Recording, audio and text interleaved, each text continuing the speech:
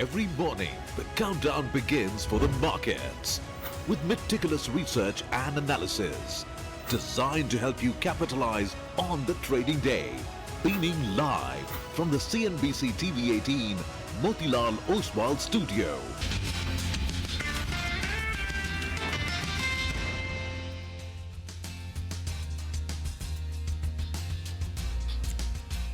Good morning. You're with us here on a fresh new edition of Bazaar Morning Call. We are coming to you live from the CNBC-TV18 Motilal Oswal studios.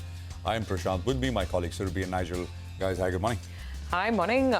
Once again, waking up to all kinds of headlines as usual, tariffs, getting closer to the high-profile meeting.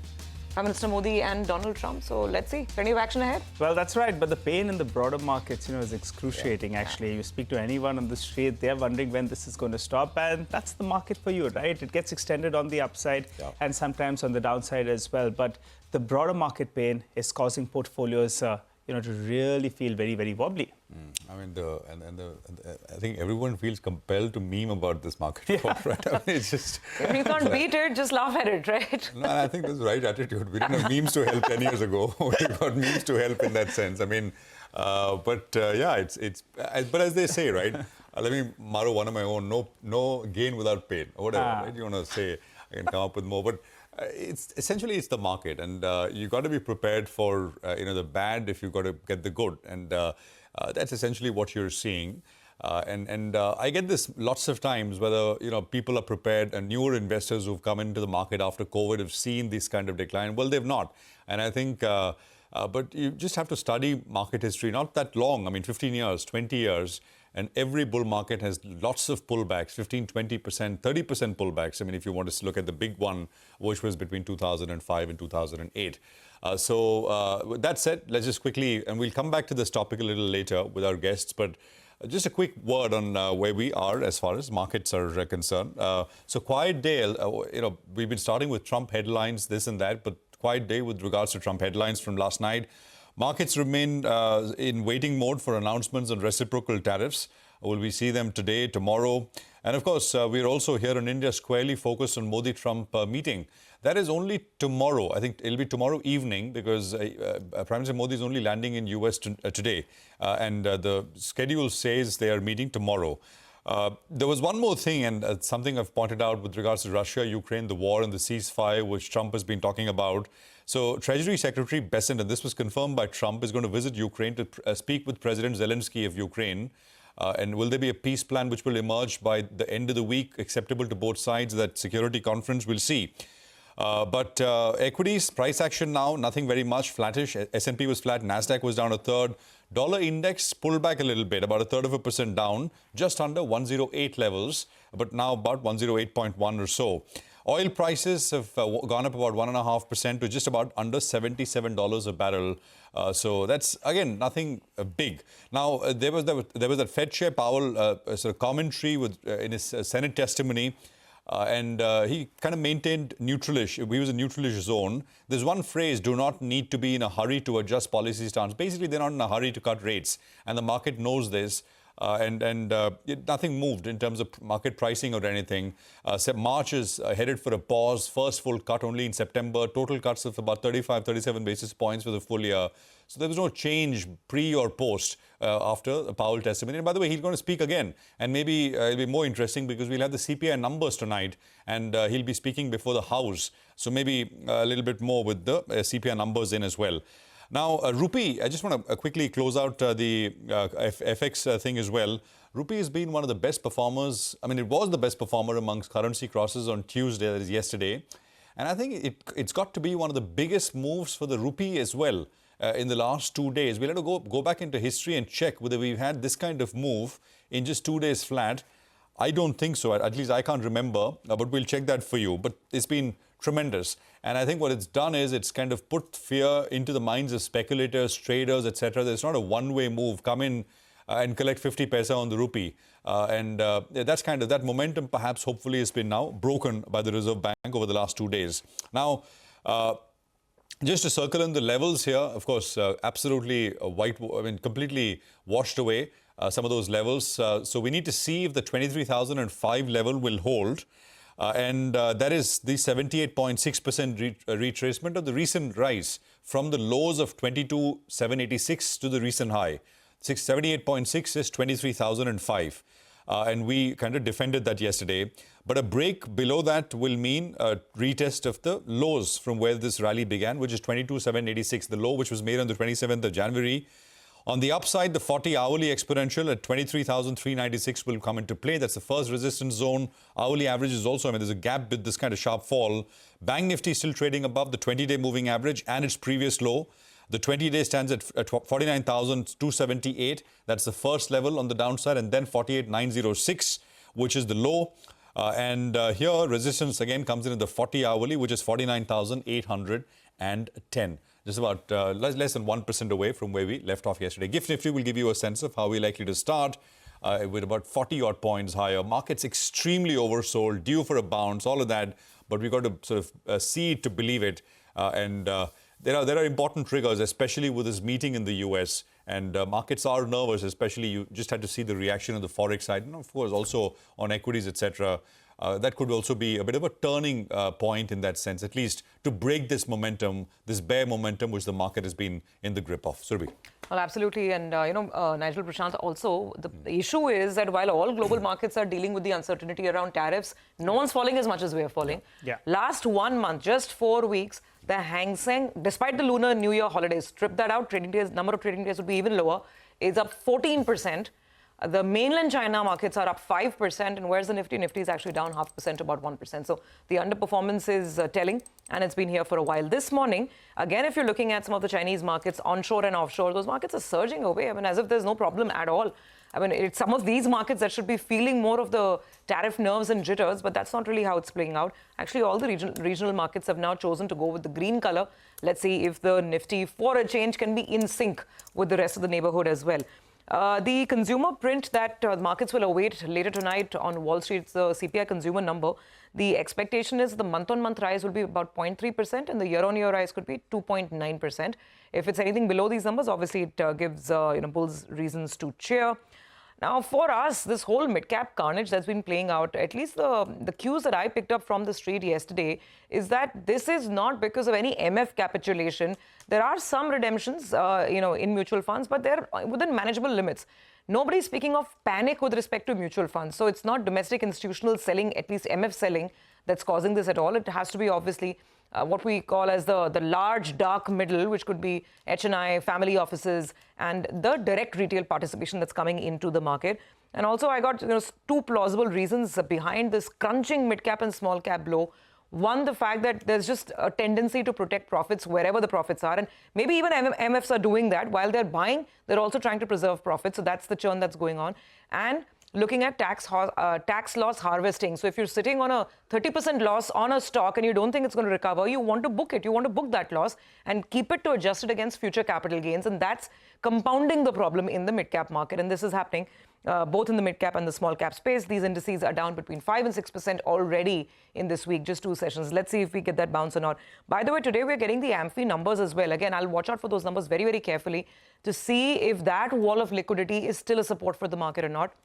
The last number, the December number, was a net inflow equity funds to the tune of 41,000 crores. In fact, 41,100 to be more specific. So let's see if that is still continuing. The SIP book was running at 26,000 crores a month in the last print. Let's see if that kind of faith is what investors are still keeping in mind. On the flows picture, it's more of the same, what we always talk about. Again, FPI is selling almost 4,500 crores worth of cash stocks. Domestic institutions offsetting that to the extent of about 4,000 crore rupees yesterday. Quickly, some stocks to watch. I was looking at a lot of the PSU names. Anyway, PSUs have been pummeled badly, but a lot of PSU numbers came in after market hours yesterday. For IRCTC, the revenue is up about 10%, PAT is up about 14%, margins have expanded, doesn't look too bad. NBCC, revenue growth of about 16-17%. PAT is up about 25% and the margin is improved, so these are fine. Aircon is not a great number. Aircon, watch out for this stock. The revenue is down about 11%. EBITDA has fallen almost 48-49%. Margins are under a lot of pressure, so watch out for this. Gopal Snacks is another howler. And remember, like Bikaji, these snack guys are having their own raw material inflation problems perhaps. And Gopal Snacks numbers are extremely weak as well. Big decline year on year in margins coming through. And finally, Vodafone Idea is going to be another interesting one to note. That ARPU increase is really showing up. Remember, it showed up for Bharti, it's also showing up for Voda Idea. The ARPU has now moved up to 173 versus 166. So overall, okay, but again, bigger problems on the debt front. That's what the market will want clarity on. But for starters, yeah, if we can just hold on to an opening bounce, not sell off, Nigel, I guess the bulls will even make do with that. Some consolidation will not hurt anyone, right? Yeah. And guys, when's the last time we saw 5 months the Nifty ended in the red? It's not happened since 1996, when the markets pulled back close to around a fourth, I think 23-24% at that point of time. But that proved out to be the best investing opportunity. So I'm going to start off on a positive note, and I'll end this with a positive note as well. But let's take the top cues today. First, as Rupee mentioned, the mutual fund data. That's going to be important because that's caused a bit of a stutter among various participants in the market. So the mutual fund data is something that we'll be tracking in today. The other one is on the global front, and the US CPI data is something that we'll be looking at as well. If we're looking at two technical indicators that you're looking at, well, two of them are important. One is the PCR. Well, that's moved down to around 0.69. Normally at around 0.65 odd, we do see a bit of a bounce from there. And the FI is aggressively net short. Let's take the second point down. Yesterday, they added 11,000 contracts on the short side. The net shorts are the highest ever in absolute terms, in value terms. And, in absolute terms, it's at around 1.84 lakh contracts. And in percentage terms as well, around 85-86% or thereabouts. So the FI is a net short.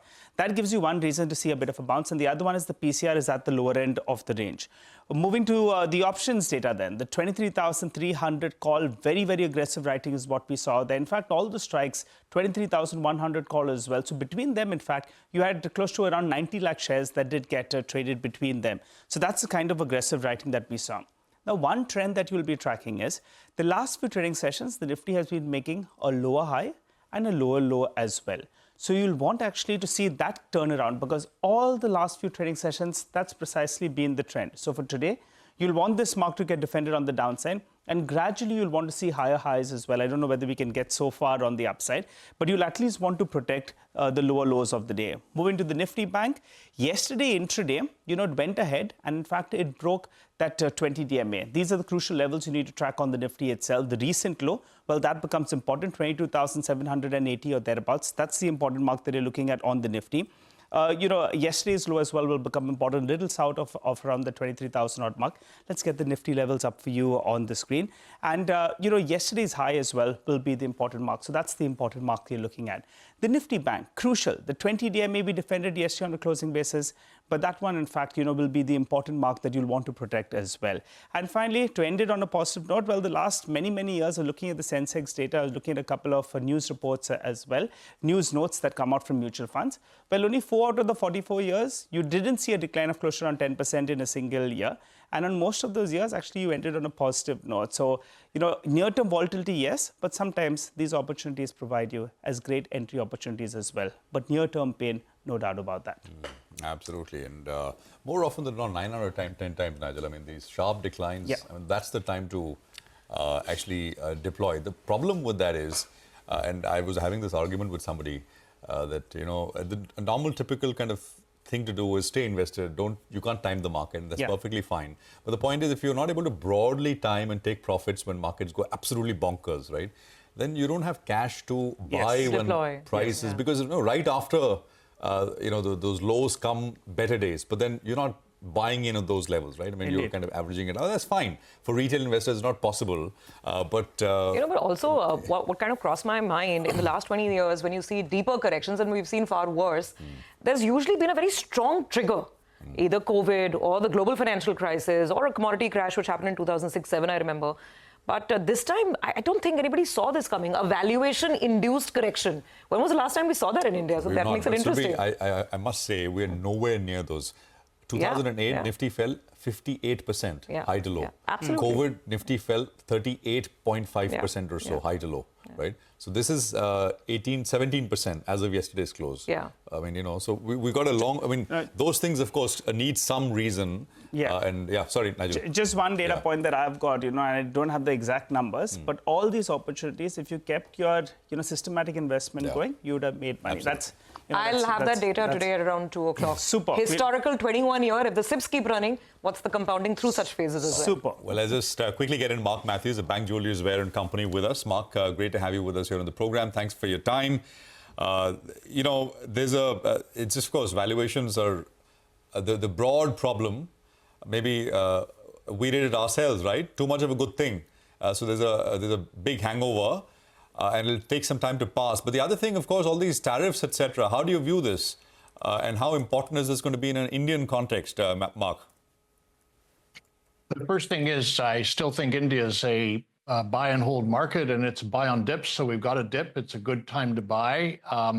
Once in a while, a market goes down. I mean, we're all used to that. And to my mind, it's still a good story because it's got above average economic growth relative to the rest of the world. And that should translate into earnings growth. As far as the tariffs go, I think we all know that the U.S.-India trade relationship is not nearly as substantial for India's economy as the trade relationship between the U.S. and many other countries in the world. India's growth engine is its domestic economy, and so the market's in a fragile kind of mood right now, so it's reacting to that. But I can't really believe that longer term tariffs from the United States would be enough of a story to materially derail India's growth. And I also can't believe that Prime Minister Modi and President Trump can't do a deal. I think they will. So I wouldn't worry about it. All right. Hi, Mark. And good to hear your optimism on the Indian markets. And I recall, when we spoke sometime towards the end of last calendar year, you said it's difficult for foreigners to come back, at these sort of levels on the Nifty. Well, now we have pulled back a little bit. We have cooled off a little bit with good reason because we have earnings growth that's slowed down as well. Given the kind of selling that you're seeing, do you think now, gradually we should see some kind of stemming off of the selling number and maybe in the second half of the year, look at some buy flows coming from the foreign investors? Because that's been a big pain point here in the Indian markets. Yes, it has. I think the complication now is China. And the issue is that I think for some time now, foreign investors, or I should say investors in general, have been looking to diversify. They want to be in the market, but they're worried about the concentration of their portfolios in the very large technology stocks in the United States. Because those share prices have gone up so much, they're now, an incredibly big part of many people's portfolios. And I'll give you an interesting statistic, which is the Magnificent Seven are worth more now than Japan, the UK, Germany, and India combined. And when I read that, it reminded me of back 30 years ago when I was a stockbroker. I guess not 30, but after the Asian crisis, there was a time when HSBC alone was worth more than the markets of Indonesia, Thailand, the Philippines, Malaysia, in other words, Southeast Asia. And we just knew that didn't make any sense. And I think people kind of know today it doesn't make any sense for such concentration to be in the Magnificent Seven. And what I want to say, therefore, is that I think there have been two major news that have come out of China that have suddenly made China investable again to many. The first was the DeepSeek story, and the second was that BYD is now offering driver assistance for free, technology driver assistance, self-driving, in other words, on basically all its cars, even the Seagull. So I think that shows that China does produce very good things that are competitive with the United States and are a positive force of deflation in the world. And unlike India, China is cheap. Even Alibaba, which is growing strongly, it's got $80 billion in cash on its balance sheet. It's still only trading at 15 times price earnings. So sorry, a long-winded answer to your question, Nigel, but what I want to say is the problem for India as far as foreign appetite goes is the bandwidth for emerging markets has basically been taken over by China, and I don't see that changing. Oh. All right. Mark, a fantastic perspective. And sometimes it's so great to go back in history and find that point in time, right, which kind of generally, broadly, not exactly fits, but matches. And those things are useful to think about what you're seeing in the market right now, like with the Magnificent Seven, as you said. Thank you again for joining us and taking us through all of that. We'll take a quick commercial break here. We're going to come back and We'll tell you in just a bit the stocks to watch out for, but just a quick tease of the corporate interactions which are lined up. 8:35, you'll hear from Pankaj Tibrewal of Ikigai Asset Managers. He'll be talking about the sharp sell-off, and he's got a different view. 9 o'clock, you'll have Anil Yadav of IRB Infrastructure Developers. January toll collections in focus. 9:20, Vineet Sambre of DSP Mutual Fund. 9:30, we have Medanta to talk about their third quarter numbers. Arul Selvan of Chola Investment and Finance will be speaking with us at 9:40. A little later at 9:50, we'll have Angan Guha of Birla Soft on their third quarter numbers. And as the economy, Lata will be in conversation with Professor Praveen Krishna of Johns Hopkins University on the tariff threat India faces from the US. Well, let's slip into a quick break. You come back, we've got a lot of stock-specific action we're going to track for you. Lupin, Sale, Berger Paints, IRCTC, NBCC, and a couple of other names like Techno Electric. They'll be reacting to positive news flow, while Vodafone Idea, Birla Soft, Ircon, EIT Paddy will be reacting to negative news flow.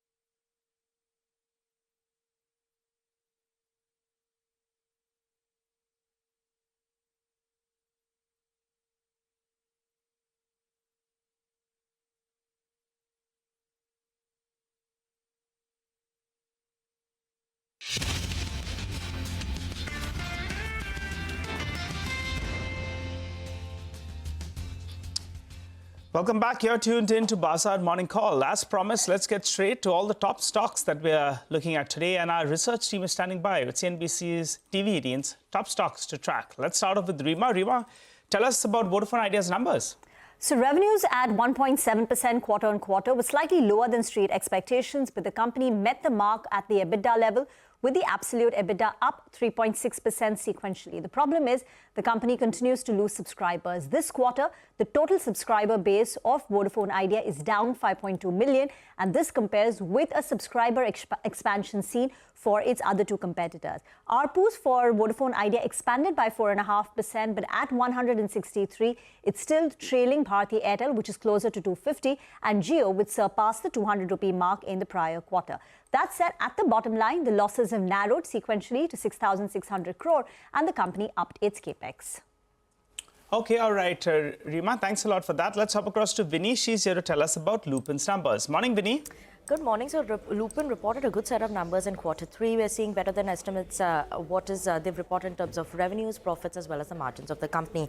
Now, specifically in terms of margins, what we're seeing is that they've given a guidance of 22 to 23% last time when they spoke to us in Q2. And this time the margins have come in at 23.5%. So slightly better in terms of margins than the guidance is what they've given.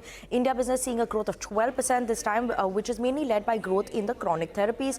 US is performing well for the company. $235 million is what the sales are, which is up almost 11% on a year-on-year basis. Improvement is seen sequentially as well. This is mainly led by the new launches that are there for the company. Also, the exclusivity in terms of generic Pred Forte is something that is supporting the growth. Higher volumes in the base business of the company is seeing good growth for the US side of the company.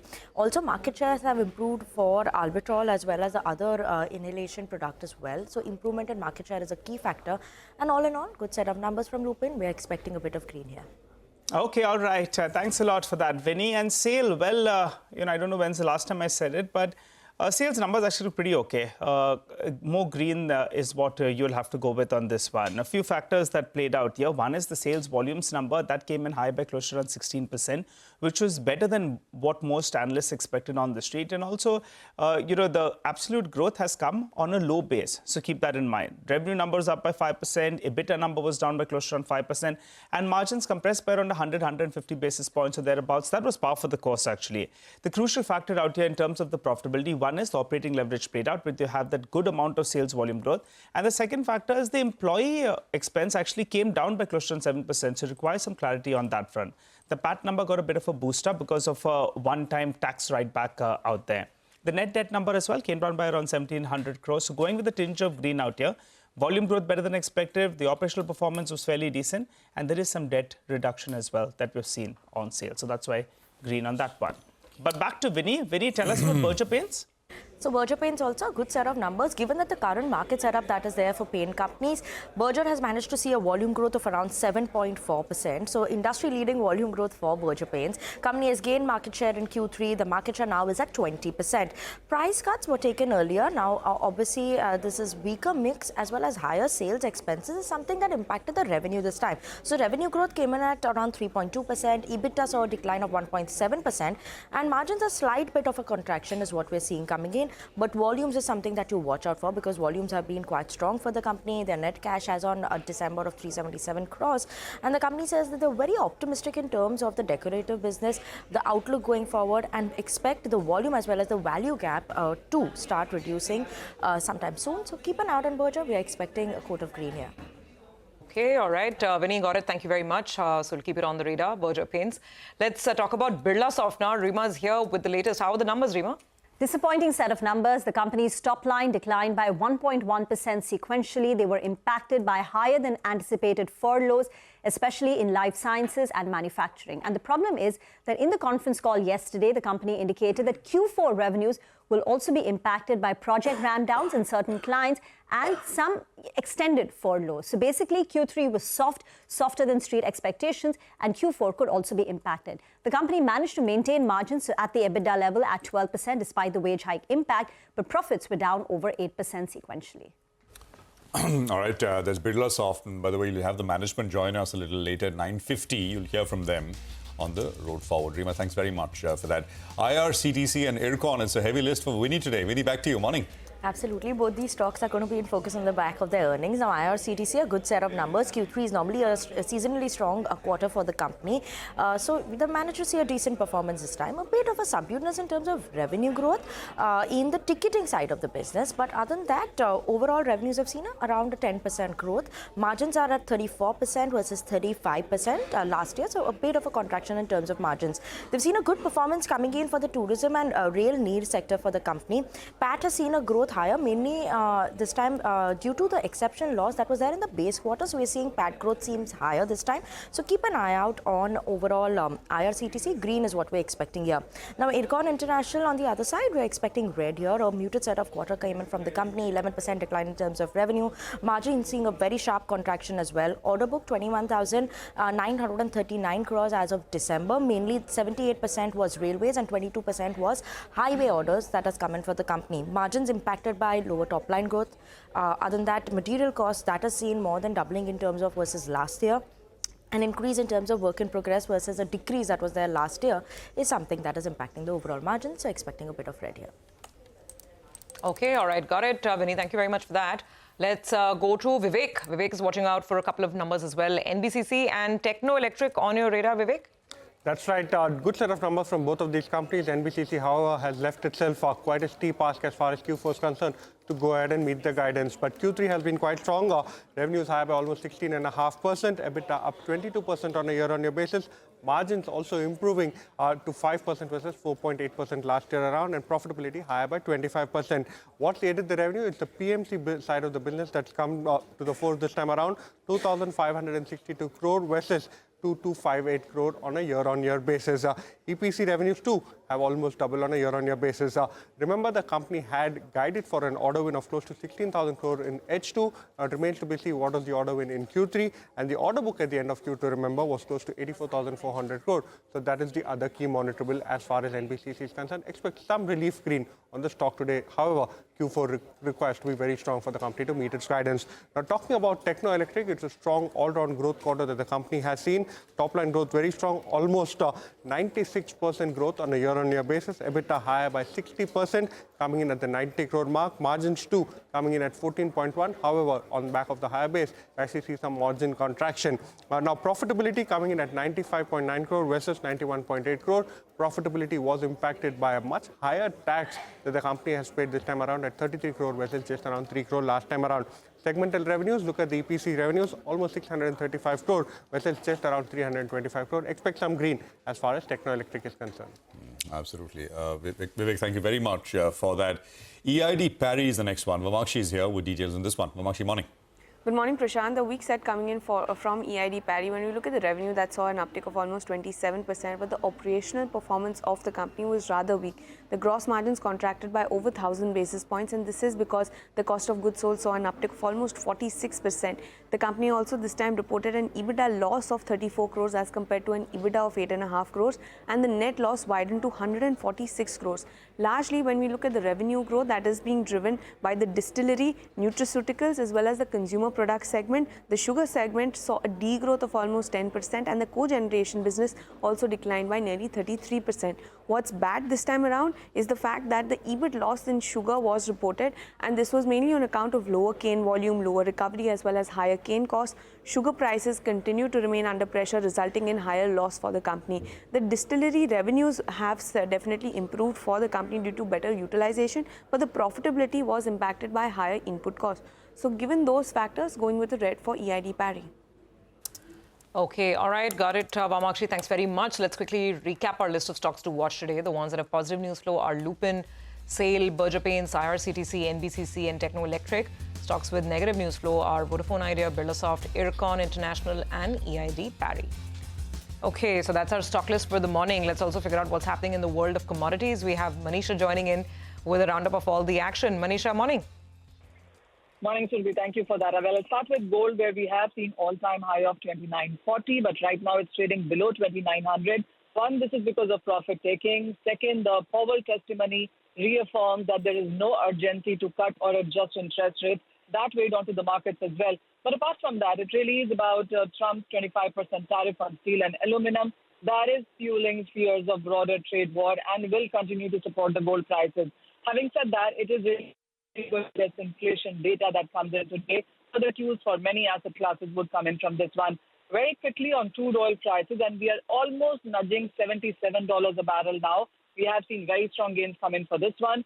The major trigger clearly has been Russia's production falling below OPEC quota for the month of January. The new sanctions coming in, trade tensions, all of that really seems to be fueling supply concerns and supporting crude prices. Okay, all right, Manisha, we'll leave it there for now. Thank you very much for joining us. We connect with Pankaj Tibrewal of Ikigai Asset Managers to discuss the sharp sell-off in the market that we've seen recently. Pankaj, of course, brings on some data and some sort of strong views on the market from here out. Stay with us.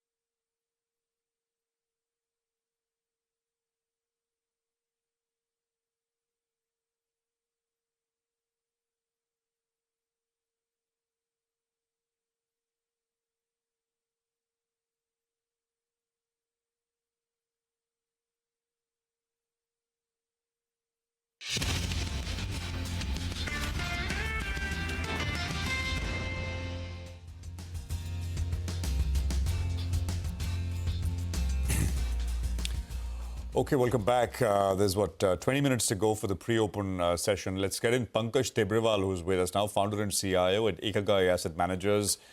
Pankaj, good to have you with us here. Good morning. Thanks very much. We all remember the time you said time to be a risk manager rather than a fund manager, and the risk is playing out now. And I was looking at the fall from the highs. Nifty, I think, is down some 16. Small cap index is down about 18% or so. This is from the all-time highs. I mean, just your thoughts, Pankaj. I mean, we all knew broadly that there were excesses building up in the system, and maybe valuations were getting too out of hand. So, it was overdone across at many levels. How much of normalization has happened now, in your opinion, Pankaj? Good morning, Prashant. As you would recall, we have been extremely cautious on the markets for the last many quarters. And the basic premise was that economy was going through a mid-cycle soft patch as far as growth was concerned. However, when we look at the data now, I think certain things are changing for good, which market is not recognizing, which probably with the lag market will start to take into consideration. And don't forget that market is a Triveni Sangam of three things: fundamentals, flows, and sentiment. And we'll touch upon each of them in greater detail. Let's look at the fundamental side.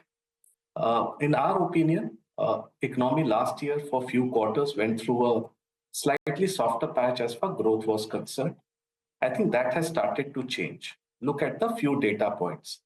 The first one was a concern on government capex spend. Till November, we were down by 12% year on year.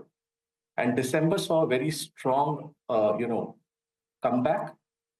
And that number now is 1% higher on a year-on-year basis. And if budget revised estimates are to be believed in, January to March quarter, you have to compound at about 20% growth year-on-year for the 3 months to achieve that number, which is a very strong number. So I think government capex has started to come back. And even in this budget, the number of about 14.5, 15 lakh crore, including the state grant, is not a bad number to go with. So our sense is that government capex is coming back.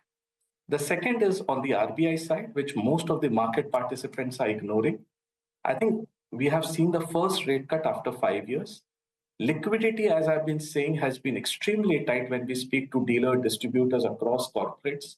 I think that has started to ease, and you have seen strong open market operations by RBI and liquidity bazooka over the last 15 days, 20 days, and followed by a rate cut. So monetary policy action has started after a long time, and even the regulator is acknowledging that there was a mid-cycle slowdown.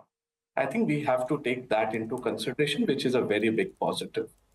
The third important point is that the budget was a very balanced budget, and we have talked about it in greater details few weeks back. And my sense is that in the second half of FY26, the bonanza which have been given to the middle class consumers should start showing results. Fourth, when we look at the earnings for this quarter, till a couple of days back, 386 companies out of the NSE top 500 companies have reported. And earnings season has not been as bad as feared at the start. Let's look at the numbers. The top 386 companies have reported 15% earnings growth. Even adjusting for few one-offs, which were in cases like Bharti and others, still it's a high single-digit growth. And if we break down into BFSI and non-BFSI, 84 companies are from BFSI segment, which have reported 22% earnings growth. And the non-BFSI rest 302 companies have reported about 12% earnings growth. And don't forget that commodities have been under pressure. If we adjust for commodities, that's a 20% earnings growth, which is not bad at all from an overall what we have seen for the last few quarters. So earnings is coming back. And finally, stocks are slave of earnings. And from another perspective, if you look at the high frequency data, January, when we look at the toll collection, the credit card spend, some of the other high frequency like electricity generation, they all have started to recover from the softer patch which we saw for the last few months. So I believe that economy is making a comeback led by both monetary and to a certain extent the fiscal part, which will play its own role going into FY26. And earnings should be better in the fourth quarter as well. So our sense is that the valuations which were a concern have probably been taking out now. The excesses have started to get removed. It will not be an easy market, as I've been saying this year. The macro trade is behind us. Post-COVID, it was all about macro trade. Everything was sailing in the same boat. I think now onwards, it will be a micro market. It will be a stock pickers market. Got it. Pankaj, sorry, just to clarify, 386 companies which have reported so far have seen 15% earnings growth or revenue growth. Earnings, PAT growth. PAT growth. Okay, we should just make that correction. 15% PAT growth is what you're saying.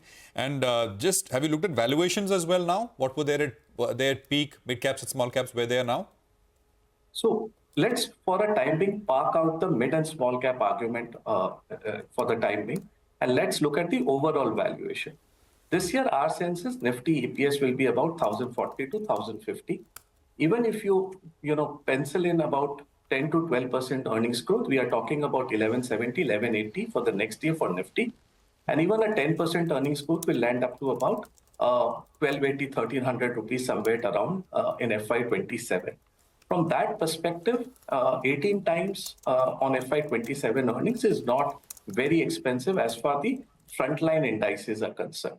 Now look at the mid cap and the small cap, where a lot of arguments have been going on and a lot of debate have been going on. You'll be surprised to know that out of the mid cap 150 index, 120 companies had reported their results a couple of days back. And the numbers were 29% earnings growth.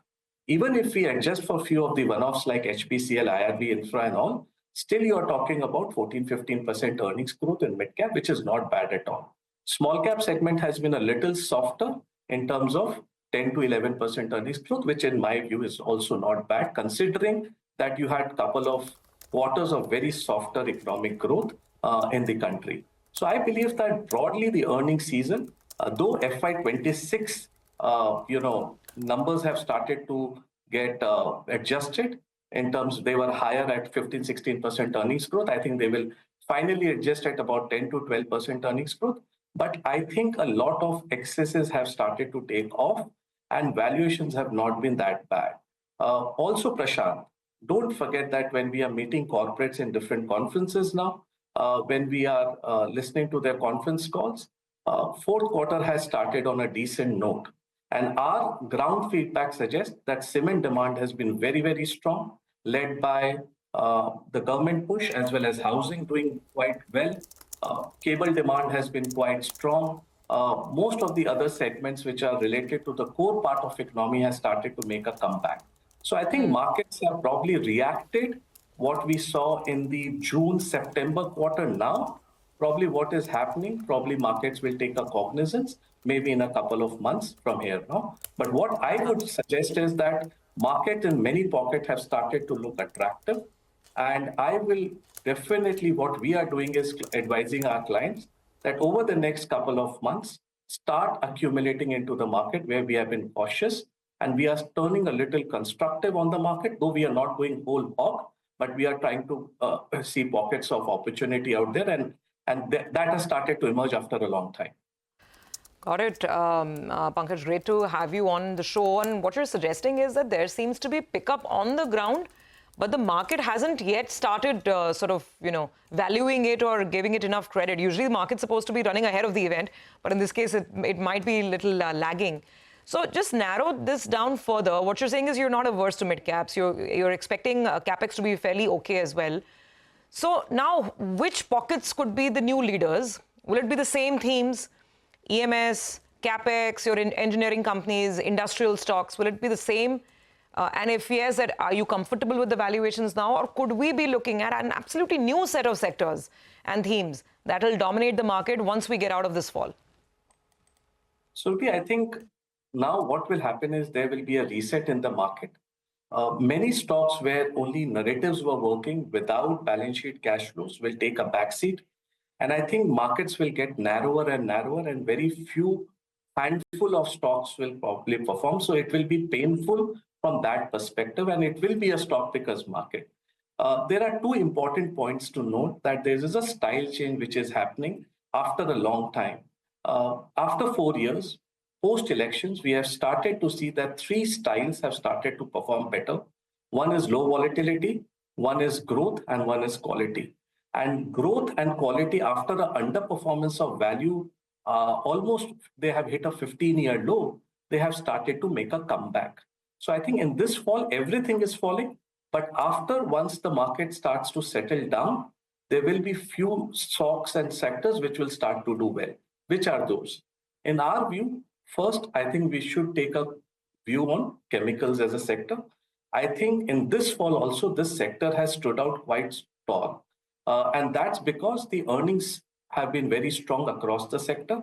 After 8 quarters of decline on an aggregate profitability pool, this sector has started to show signs of life, and you have started to see earnings growth coming back. And the outlook across most of the large companies in this sector has been quite promising. The second is the banking sector. I think with RBI coming and easing liquidity, I think you will see banking sector, the entire BFSI space started to perform again. And in this fall, you saw that Bank Nifty has actually done better than most of the other indices as we speak.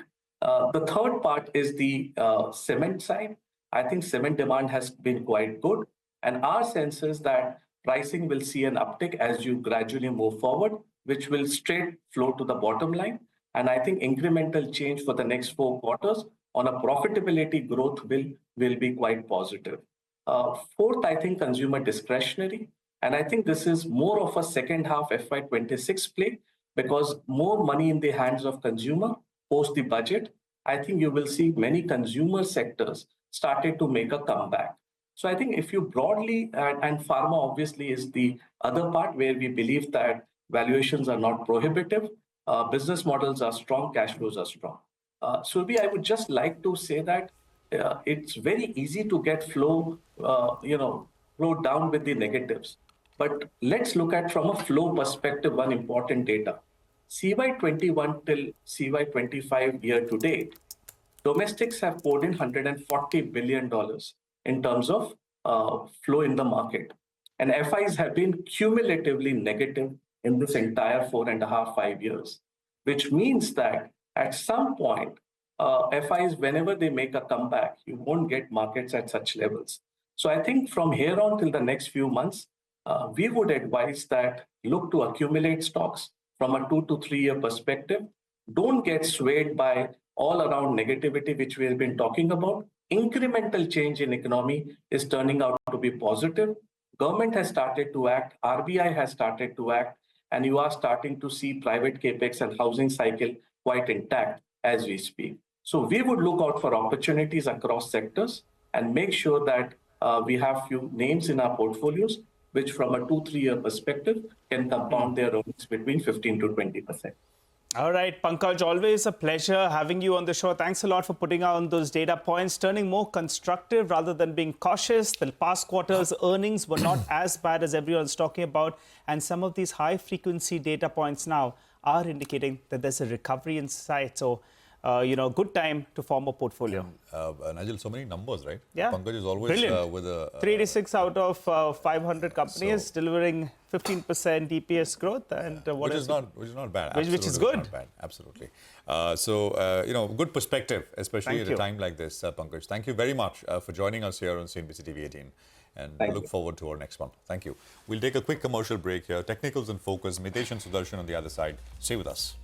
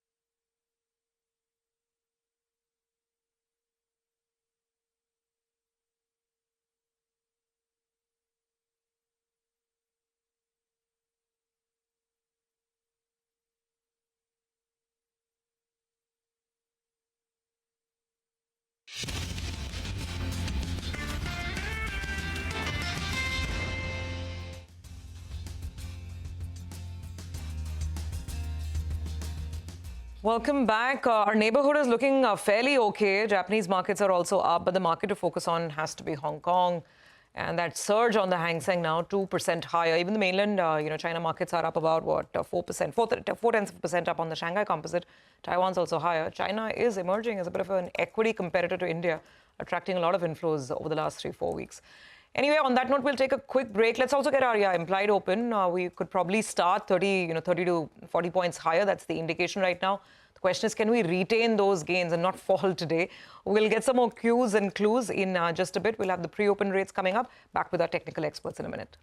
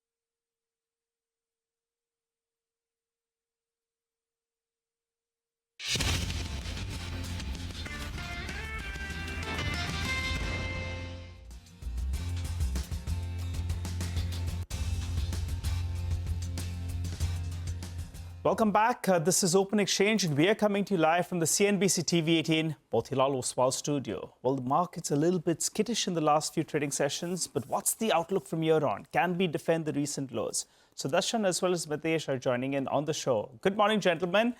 Well, the gift Nifty suggesting a mild positive tick, which in all probability should get sold into. But what's your view on the headline index? Yesterday, one positive was the Nifty Bank at least defended the 20 DMA. How would you trade the index today? Sorry, are you asking me? Yes, Sudarshan, please go for it. Okay. See, I would do nothing. And while it's very good news that the Asian markets are cheerful, and actually looking up, the fact remains that the Nifty is deeply down. So the index has to actually stop falling, start building a base before we can say, okay, the trend has changed. So as of now, the volatility which we see intraday and otherwise in the index makes it untradeable. And that's okay. I mean, this has been a very prolonged period, but I mean, markets will do what they do. I don't think we should be dabbling in the index at all. It's unpredictable. Focus on stocks. All right. So cautious there on the index. And that's Sudarshan's view. Let's get in Mitesh as well. Mitesh, morning. What would you say now, almost at 23,000, for the brave hearts out there? You know, is there any sense in taking a long trade now, or best to stay away till there's more clarity? Good morning, Sumi. See, I think it's never a good idea to go long just because we are at lower levels. You know, you go long when you get a reversal sign, or you get a continuation sign in an uptrend. So I think, you know, there are two important factors over here. One is the previous low of 22,800. And secondly, we are also getting close to oversold. We are getting close to that earlier swing low. But I would still want to see a reversal happening on the hourly or the 2-hourly chart to start going long. So till then, I think on the index, I would not be very keen to take a trade. Very similar to what Sudarshan said. But around 22,800, given the fact that we are oversold levels, I would say that there is a good chance and a good probability of us trying to make some kind of or give some kind of a reversal or a strong bounce back from those levels. Purely because of, as I said, two factors. You are hitting an earlier low, which was an important low. And secondly, you're extremely oversold. So I think that's a factor which I'll keep in mind. But the action will happen once we see the actual reversal in the price. I saw that level that you're talking about in the pre-open flashback for just a bit, because the pre-open, the Nifty originally opened very low, exactly at 22,800. The zone where you're saying a long might make sense. But yeah, that was a bit uncanny. Now it's settling. Now it's about a 42-point cut on the Nifty in the pre-open. 2330 is what we have. Okay, gentlemen, so both of you are saying that it's best to stick with stocks till this settles. So let's talk exactly that. Sudarshan, your list for the day? Yeah, it's a list of mid caps, and well, frankly, you know, most mid caps and small caps are falling, so the trades are mainly on the short side. Naukri, Info Edge is an intraday short, stop above 76.70. Zydus Life, another intraday short with a stop above 960, and we are now getting all these short trades. DMart is an intraday short, stop above 37.50, just to keep it a little cheerful. There is a stock that's worth buying into, that's Oil India. Oil India can be bought with a stop under 400. It's a difficult market. Okay, all right. No, absolutely, it's a tough market, right? And it's been that way. Just a one-way kind of a slide without very much by way of bounces or anything along the way as well. Gentlemen, good morning. Mitesh, in terms of individual trades, what would you recommend? Morning, Prashant. I have a mix of buys and sells. On the selling side is the Indian hotels with a stop at 765 for targets of 720, and Birla Soft on a mild bounce back around 508, 510. Sell with a stop at 520 half for targets of 485. While a buy on two stocks which have come to their key or short-term support areas. Aarti Industries is a buy. I would recommend a stop at about levels of. Sorry, I think there's some problem in the levels. Yeah, sorry. Aarti Industries is a buy with a stop just below levels of 430, and look for a target of around 460. And M&M Finance is a buy with a stop at 273 half for targets of around 294. Okay, all right. Gentlemen, talk to you soon again. Thank you very much. The pre-open is settling down, but 3-4 minutes more to the pre-open and we'll have the final rates come up. Look at the rupee, which is starting with a 40 paise point change. To be fair, the broader dollar index was down about 1/3% last night, and the dollar rupee is easing off a little bit. So 86.52 now, but opened at about 86.4 something. So that's the picture. Last 2 days, we've had, at least, and this is according to dealers, etc., forex dealers, etc., some $10 billion worth of intervention, dollars being supplied by the Reserve Bank of India. I think, and of course, yesterday's change in the rupee was the largest in at least the last 2 years, and we'll have to go back, I think, a long way to find this magnitude of a 2-day change in the dollar rupee as well. So that is, of course, hopefully stabilized. It's not one way, and I think one can hope something similar for the equity markets as well. But there's no RBI here to facilitate or smoothen things out. We'll have to wait. Well, as Prime Minister Narendra Modi draws close to his bilateral visit to France, he's now headed to the US, where he is scheduled to meet with US President Donald Trump. My colleague Parishad met with Republican Congressman Rich McCormick and spoke to him exclusively on a host of topics ranging from US and India's military sales ties and his view on tariffs imposed on other countries. Listen in. When it comes to economy, when it comes to military might, when it comes to world vision, we see most things on the same light. We have a similar constitution. We have a similar outlook on world politics. There's a couple things I'd like to see refined.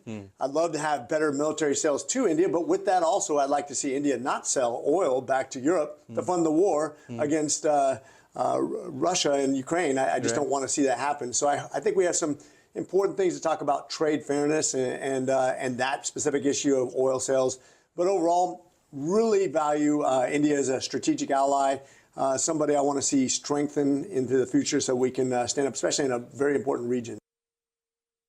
I think anything that's competitive with China, who since they've been a member of the World Trade Organization, has basically cheated their way to the top. They've tripled their economy with the Made in China initiative, but they've also been taken to court, I think, some 27 times by the United States, lost every single battle, and then just gets better at cheating. You'll see the rise of India, and we'll be able to hopefully turn to a country that's very friendly to produce similar products that China right now has the corner on, and they've done it through cornering the market through government supplements to businesses, picking winners and losers, and really doing unfair trade things. I think that India does it much better and can do it on the same price point. And I think anytime we can involve a favorable nation over a country that's openly defying us and going against the things that we think are important for a democracy. Okay, so that was some commentary coming in from the US ahead of that high-profile meeting between US President Donald Trump and the Indian Prime Minister Modi. Let's quickly bring you up to speed on another important development that one must track today. Sources are telling us that the new income tax bill, which is likely to be tabled, that could happen as soon as today itself, between today and tomorrow.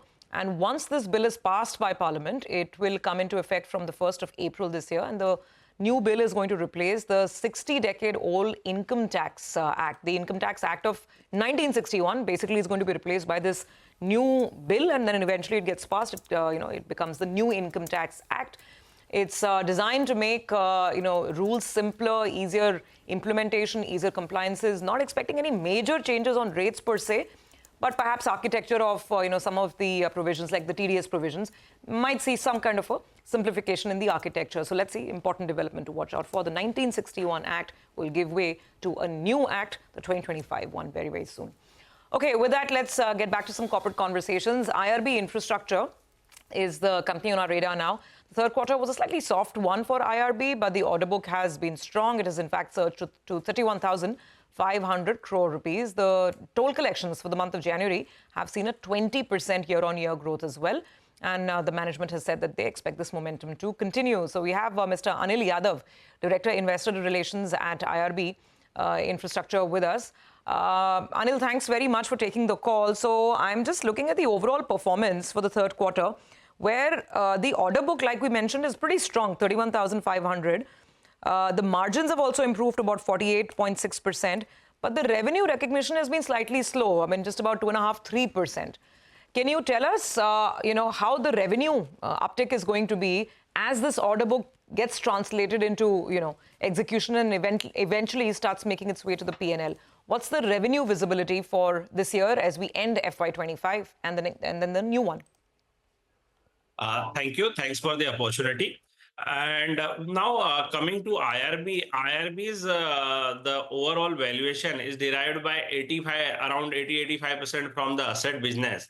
And if you look at the growth in the asset business, that is the toll collection, we have witnessed 19% growth in the month of December, because December typically the travel increase because of the year-end vacation and other stuff. But the January number are even better, that the growth was 20%. So asset business, which contributes approximately 80-85% of the IRB's overall valuation, that is doing very good.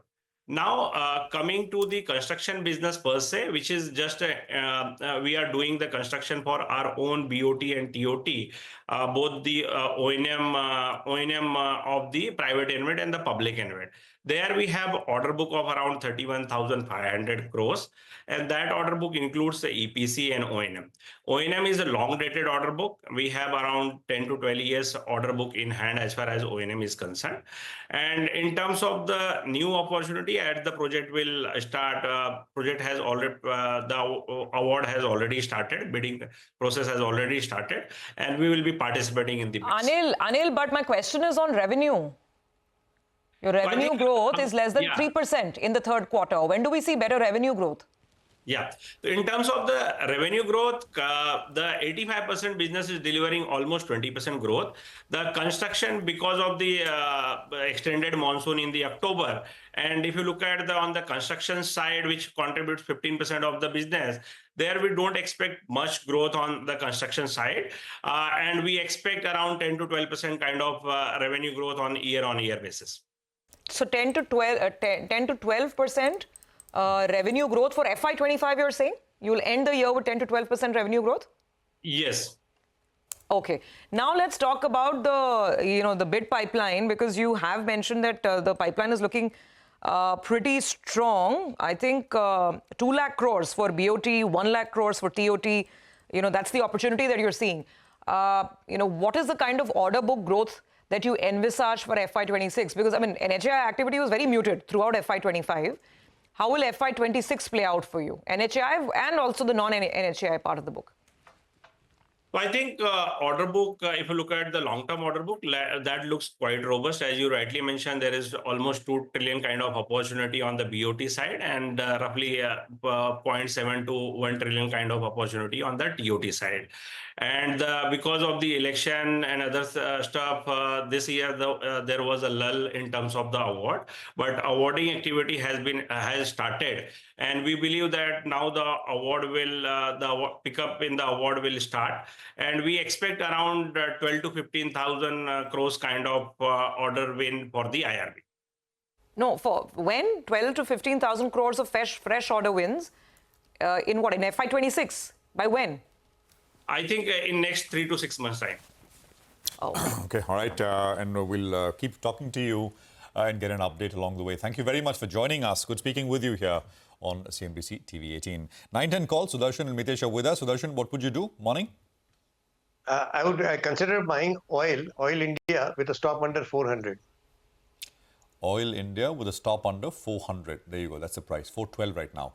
Mitesh, what about you? Aarti Industries as a buy for targets of 460. Aarti Industries with a target of 460. Stocks at about 440 right now. Not started trading in the pre-open. Well, let's go across to Vivek now. You're here to tell us about the MSCI India Standard Index February rejig. Some changes, some sort of weight changes, which means inflows. Vivek, take it away. Well, that's right. Good morning. Early today morning, we saw the outcome of the MSCI Standard Index February review. So what's exactly happened is that one important addition along expected lines, Hyundai India is the one that makes its entrance as far as the MSCI Standard Index is concerned. There is one exclusion, which is Adani Green Energy. Along with that, an important weight increase, and that is IndusInd Bank. The stock will see inflows of close to 258 million. This is the estimate of IIFL Capital Alternative Desk. Along with that, there are 19 additions and 19 deletions from the MSCI India Small Cap Index. Now remember, at the end of the November November review, India's weightage in the emerging market index of MSCI was 19.8. On the back of the underperformance of the Indian markets, it's now trimmed to 19%. This is, however, a net inflow event as far as India is concerned. Inflows of close to $1.4 billion is expected on the back of this particular rejig. There's some interesting data that has been pulled out by our colleague Sudarshan. He says, as far as the small cap names are concerned, 19 additions and 19 deletions, there has been a significant fall as far as the run-up to the MSCI rebalance is concerned. Most stocks actually were at 52-week or record highs in the month of December and January. However, certain stocks have seen falls of up to 70% in just the last 1 to 2 months. So that is another important point to keep in mind, especially when looking at the MSCI data. Okay, all right, Vivek, got it. Thank you very much. We'll keep these stocks on the radar. Just one more I want to flag off. We mentioned this at the start as well. Aircon. The stock is anyway half from its 52-week high, but even then, at these levels also, when the numbers and the performance has been so subpar, market's not liking it, 9% lower. Their EBITDA is down by 50%, top line's down by 10-11%. Market doesn't want any of it. Okay, all right. Maybe Mitesh back with us in a little bit, but I think we're just about hitting market open now. So 20 points lower on the pre-open on the Nifty, 100 points lower on the sensex, and we have the first rates which will start to appear shortly. As always, we'll look at indices and then we'll go on to individual names, etc. It's been all down kind of a day, and you just want to see a more two-way market, right? Some up as well, and not 10:1, 8:1 declines to advances like we've had for the last few days. So what do we have? First rates, so 20, some green, so 23,065. It's kind of unchanged almost. 49,400 in the Nifty Bank. The Sensex at 76 to something. And it's a little down now, so more pronounced, but 2340 on the Nifty. 23,000 basically. 23,005 is the level. That's a 78.6% retracement to the rally from the lows of the 27th of January. And let's just hope that doesn't come into play, because then you're looking at that January low. So it's a small change, unchanged, more down than up. That's a Nifty heat map emerging into view as well. Some, I think, 30-odd names are lower and the rest are higher. But this is just the inside of the first 1 minute of market open that we are looking at right now. But stocks will be. Yeah, I mean, right now the Midcap index, it fell 0.5%. Now it's trying to find some stability, down about 0.3, 0.4% thereabouts. Aircon, I mentioned, there's one more Gopal Snacks, by the way. Bhujia is not tasting very good this morning, just like what we saw with the other company, Bikaji. Anyway, on the Nifty, let's see, what's positive. IT is providing some support. TCS, Infosys. These are two stocks right on top. Tech Mahindra is actually, joining in to make a trio. There is some buying on HUL, ICICI Bank, Britannia, L&T. So there's some consumer buying overall. That's one trend we can spot out of consumer. HUL, like I said, Britannia. There's some gains over here. And then a couple of the banks are trying to support. ICICI is one of them. Let's see what the others are doing. That it starts fizzling out after that. IndusInd is lower. Kotak Mahindra Bank is lower. Axis is also down 1.5%. So there's no real clarity in terms of the large bank moves right now. And HDFC also is, for the time being, it's on the red side of the screen. So very flat on the bank Nifty as well. In fact, talking of the losers, Hero Moto, M&M, there's Reliance, which is down about 1.2%. So Reliance is big heavyweight on the downside. Absolutely evenly spread out. No sense of clear direction on the Nifty, at least. Well, that's right. Surbhi, and a few stocks that are calling for attention. Zaggle Prepaid, another day, another circuit down, but this time it's a 5% circuit down. ITC Hotels as well was showing some promise. A lot of delivery-based buying a few sessions ago. It went to 180. Now it's around 167, but that as well comes up as one of the top volume movers. United Breweries, yesterday Sudarshan had told us about the price hike that they're getting in Telangana, and some of those dues as well are being settled. So explains why United Breweries, well, that stock is one of the rare stocks in the green, up close to around 3%. Sale, difficult to call this one, and a lot of debate on the street whether or not, the numbers are good or bad. But at least as of the numbers that we had, volume growth was fairly okay. You had input costs that were a little bit low. You'll have to question why the employee cost was so much lower as well, and some debt reduction as well. So that underperformer that's seen a big correction from the recent peak, that's up close to around 3%. Nalco pulled back big time in yesterday's trading session. From the high of the day, it was down close to around 8%. Today, for starters, it's up close to around 2% or thereabouts. Antique was one of those brokerages that are fairly positive on the stock. And I think Berger Paints as well. Wow, good green out there. That's up close to around 3% as we speak. So Some green on the screen. The breadth of the market is in favor of the number of stocks that are declining. But the sense you get just looking at the screen is some of these stocks, well, there is some buying interest that we're seeing, but let's see how the course of the day pans out. Well, 2:1 declines to advances. So it's not that bad. It's not as bad. It's bad enough, but it's not as bad as the last 2 days, 2 or 3 days specifically. And the index is settling down 20 points. Just 2 or 3 more names. Gensol is down 12%. Usually it doesn't come up in the top volume-led list. But Gensol is down 12% on some volumes, not humongous, but some volumes. Kirloskar Oil Engines is down about 6%, and it's got large volumes, so 736 on Kirloskar Oil Engines. There is K Fintech, which is down about 4.5%, 990 on K Fintech. Again, it's had a bit of a swoon, absolute crack, and then a bit of a recovery, 100, 200 rupee recovery, and then now back under 1,000 rupees. And I think the others we've already mentioned, Zaggle, Ircon, Amber is down 3%. And of course, Time Technoplast is down a full 8%. Our research team highlighted that in the morning with the numbers and the rest of it. Prashant, just one more trend to highlight, that PSU stocks, which have obviously taken brunt of the beating, there's some semblance of buying or recovery in PSU names like NMDC, SAIL, a couple of banks, Union Bank, Bank of India. So these are Bank of Baroda as well. Some green on the PSU side of the screen this morning. Vineet Samre is our next guest on the show. He's head of equities at DSP Mutual Fund. And of course, he's spent a long time in the market to see many such cycles play out. Vineet, great to have you on. Let's dive straight into this whole debate on mid-caps, because people are really wondering what to do. Those who are still holding on to profits are wondering whether I should sell now, sell at a bounce and protect my profit. Those who haven't dabbled in are wondering if this is a great time to start buying mid-caps. What would your advice be on the broader market? So, see, I think we have seen in the past as well that the small and mid caps in general, when we look at the market falls, the small and mid cap tends to underperform the large caps by almost a margin of 1.5 to 2x. So if the large caps are, let's say, correcting down by 10%, small and mid cap will have a higher burden to sort of bear. Because anyways, when the bull market is there, people are exuberant. They try to, take the valuation significantly higher on the small and mid cap. And we see a lot of bad behaviors also in terms of the quality of stocks.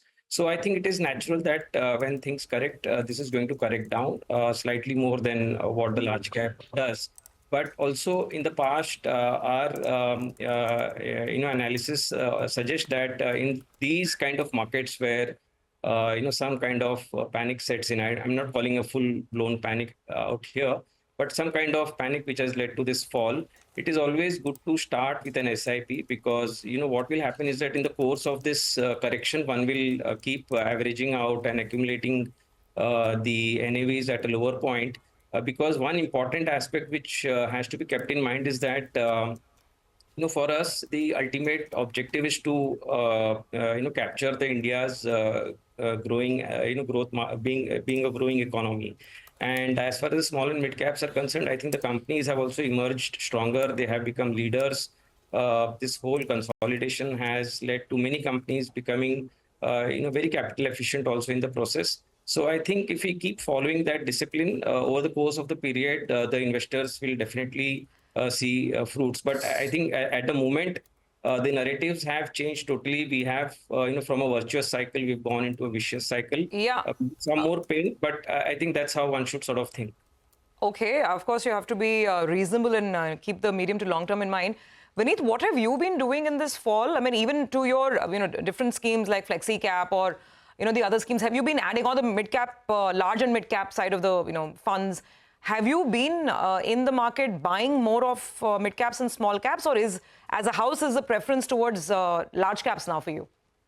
So I think in general, across the categories during this period of market corrections, we're trying to see that can we make some switches and rebalance the portfolio. Given that we are calling out for the next growth trigger being, let's say, consumption, given how the government has been trying to showcase that in the budget, and investments sort of has taken a backseat. So I think not sort of taking a big call around the asset allocation from the large cap, mid cap perspective, but more from rebalancing from the sectoral perspective is what we're trying to sort of look at. Got that. Good to speak with you, Vineet, and good morning. You know, it's the old argument that you just ride up and down, and long periods of history do tell us that that's the way to go. They don't try and, sell or create cash too much. I mean, by the way, did you guys do that? Because I was having this interesting chat with an old veteran money manager who manages his own money now. He was saying, well, sometimes excesses are so stark that as an institution, it's tough to do, but as an individual, maybe, things just don't make sense, and you create cash because only then will you be able to buy at the lows, because what comes after lows are better tidings. But if you're fully invested, then you just sort of play it out, ride it out. And I suspect many find themselves in that situation. Just wanted your thoughts there, Vineet. So, Prashant, in general, we have, always remained largely invested, but especially in case of small and mid caps, we have been on an average between 4 to 6% kind of cash levels we've kept. That is in general practice, because anytime, during even bull market, there are cases where stocks fall, and we would want to keep that as an opportunity, and also from the liquidity perspective. So cash has a slightly different sort of a strategic thought process out here. But from the investment perspective, we do not want to take cash as a strategic call, because if you look at the last 20 years, the small cap, let's say, index has delivered between 13-14% return. If someone would have had 6-7% cash, that is a drag on the overall return over a long period of time. So when investor is actually giving the capital to us to invest, I think we principally think that we have to keep remaining invested broadly, and cash is more from the liquidity, and as you mentioned, bit of this opportunistic type of strategy is what we sort of go by. And we get the MF numbers today, Vineet. Flows have remained absolutely steady. Yes. So I checked the number that till yesterday. I think broadly the flows are trending on an average the same levels what we were. But I think so. I think, Prashant, this is very interesting, because the behavior is going to, let's say, lead to, if we are calling this, pendulum swinging on the other side, that's going to be the investors' behavior. And I think till now it is all good, but we don't know last 3 years, as we keep saying, that new investors have joined, and their ability to sustain or stomach this volatility. We'll watch over the course of next 1 or 2 months, but this will be interesting from the market's volatility perspective as well. We had Atul Mehra with us, and he was saying $55 billion worth of insider selling this year. 55 billion. And I asked him whether supply will perhaps overwhelm demand. He said, well, that depends on SIPs and retail flows, which you are saying so far is steady. But it's that 55. Some bit of SIPs have incrementally slightly increase in the redemption or stoppage of SIP, but I think broadly we shouldn't be worried as of now. Okay, all right. Hi, Vineet. I recall towards the end of last year, you said you're not expecting the markets to dance away to new highs.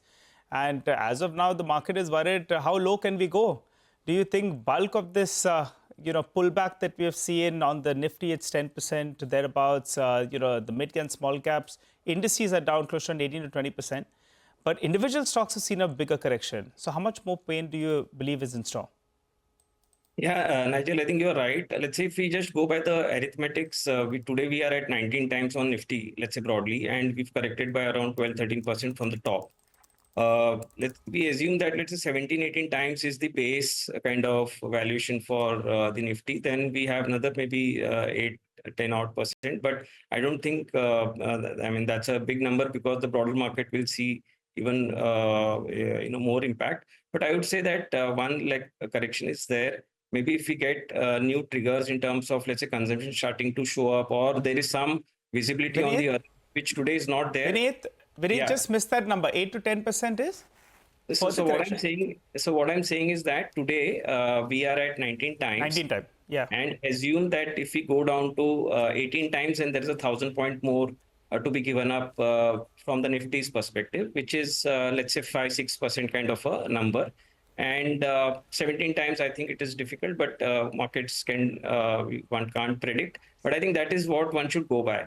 Like you said, Nigel, more importantly, if you look at the broader markets, we have seen more than 50% of the stocks actually correcting by more than 30-35%. While they are not cheap, but I would say that a large part of the correction has sort of taken place in the broader market. At some point, it should consolidate, is what I feel. Okay, so Vineet, what you're saying is that maybe another 5 to 6% of a downside on the Nifty could be possible, but the bulk of the mid-cap pain perhaps has already played out. So that brings me to the interesting question. What are you buying? You mentioned consumption, that in the rebalancing you've added some consumer names. So if you could be a little more specific in terms of, is it discretionary, is it the hotels, travel, those kind of names, is it jewelers? And beyond consumption, I mean, what else? What else have you sold off a little, book profits in the rebalancing? And what would you be comfortable now gradually buying? Yeah, so see, industrials, because of the change in the, capex targets, we have been sort of, and the expectations are high, the valuations are high, and hence we have been sort of lightening up on the engineering part. And, some part of that is getting into consumer durables, let's say, more discretionary, because we feel the benefits which will flow in because of the tax benefit should it should give some kind of impetus to the consumer discretionary. And on the other hand, I think some of the segments are non-linked to any of these aspects, just like, hospitals, they have been delivering good results. Insurance sector has already seen the pain, and, a large part of the regulatory changes, be it, surrender charges and all those, after bearing all that, I think insurance businesses are stable. Stocks are down. So I think those are the segments which one can sort of focus on. And incrementally, I would say, and I keep saying this, banks are cheap, but they are also going through a bit of this transition, name resetting, asset quality. I would, we are watching that space maybe 1 or 2 quarters, and that space would also start looking interesting, which is a big space to own sort of. Okay. If you own hospitals in your portfolio, Vineet, you may want to listen into the next conversation, because we have the management of Medanta joining us. Thank you very much for joining us with that perspective, Vineet, and speak to you soon again here on the channel. Let's talk about Medanta's third quarter performance. Their margins improved sequentially, while occupancy levels were also stable. Company has seen healthy volume traction for mature and developing hospitals. Let's talk about this in some detail on the third quarter, and more importantly, the outlook. Naresh Trehan is Chairman and Managing Director at Medanta. Pankaj Sahni is Group CEO at the company. Gentlemen, great to have both of you here. Appreciate it very much. Dr. Trehan, good to see you. I think you're coming back on the air after a while, out of your busy schedule. Just a quick word. Thank you for having us, and good morning to everybody. Morning, sir. Prashant here. So average revenue per occupied bed, sir, was a bit muted in the third quarter. And what some analysts are pointing out, that is because the average length of stay was slightly longer. So for patients under schemes. Could you tell us, could you give us some perspective on that, Dr. Trehan? What's, how should we read this? I'll hand over that question to Mr. Pankaj Sahni, who will walk you through the numbers. Okay. Yeah. Right. Thank you, Prashant. Actually, if you look at our performance, you see that our average revenue per occupied bed, when you look at it on an annualized basis, is up about 1%. Our length of stay is down about 3.2%. When you look at things on a sequential basis, obviously there is some impact of seasonality. Q2 having some impacts of some of the seasonal diseases like dengue, etc. So may not be extremely appropriate just to look at a single metric like RPOP. When you take just a quarter-on-quarter basis in a business like ours in healthcare, you have to look at a slightly longer period of time. I think more important than RPOP, though, is the real number is the realizations which the patients pay, what we call as the average revenue per patient, so ARPP. And that gives a slightly more reflective point of view on how things are moving. Now, we in Medanta have been very cautious and conservative on tariff increases. So if you look at our hospital in Lucknow, it's a 5-year-old hospital now. We haven't taken a tariff increase in complete 5 years. Our hospital in Patna will be coming up to 3 years. We haven't taken a tariff increase in 3 years. And these are actually by design. And the focus of Medanta has always been to try to ensure that we focus in on volumes. You look at our volume growth on inpatients, it's up about 10% year on year for the last several years consistently. And that focus has been to try to touch more and more people and provide healthcare to more and more people rather than trying to extract the maximum amount of income from a smaller group of people. Our focus has been serve as many people as possible. So we don't worry too much about RPOP. When we look at it on overall volumes, overall revenues, overall profitability. And we're doing very well across all those dimensions, both in mature and developing hospitals. Dr. Trehan, I mean, give us an overall sort of overview in that sense across the hospital in NCR, Lucknow. I mean, what's the trajectory? What should investors and viewers expect as far as trajectory for the chain is concerned? So there are two facts that should be known. One is Medanta represents the highest end of care that anybody can deliver. And we want to maintain that space forever. Because our DNA is to give the highest end of care at affordable cost to the maximum number of people with integrity. Now, keeping that view in mind, we have taken very solid steps forward in developing the company.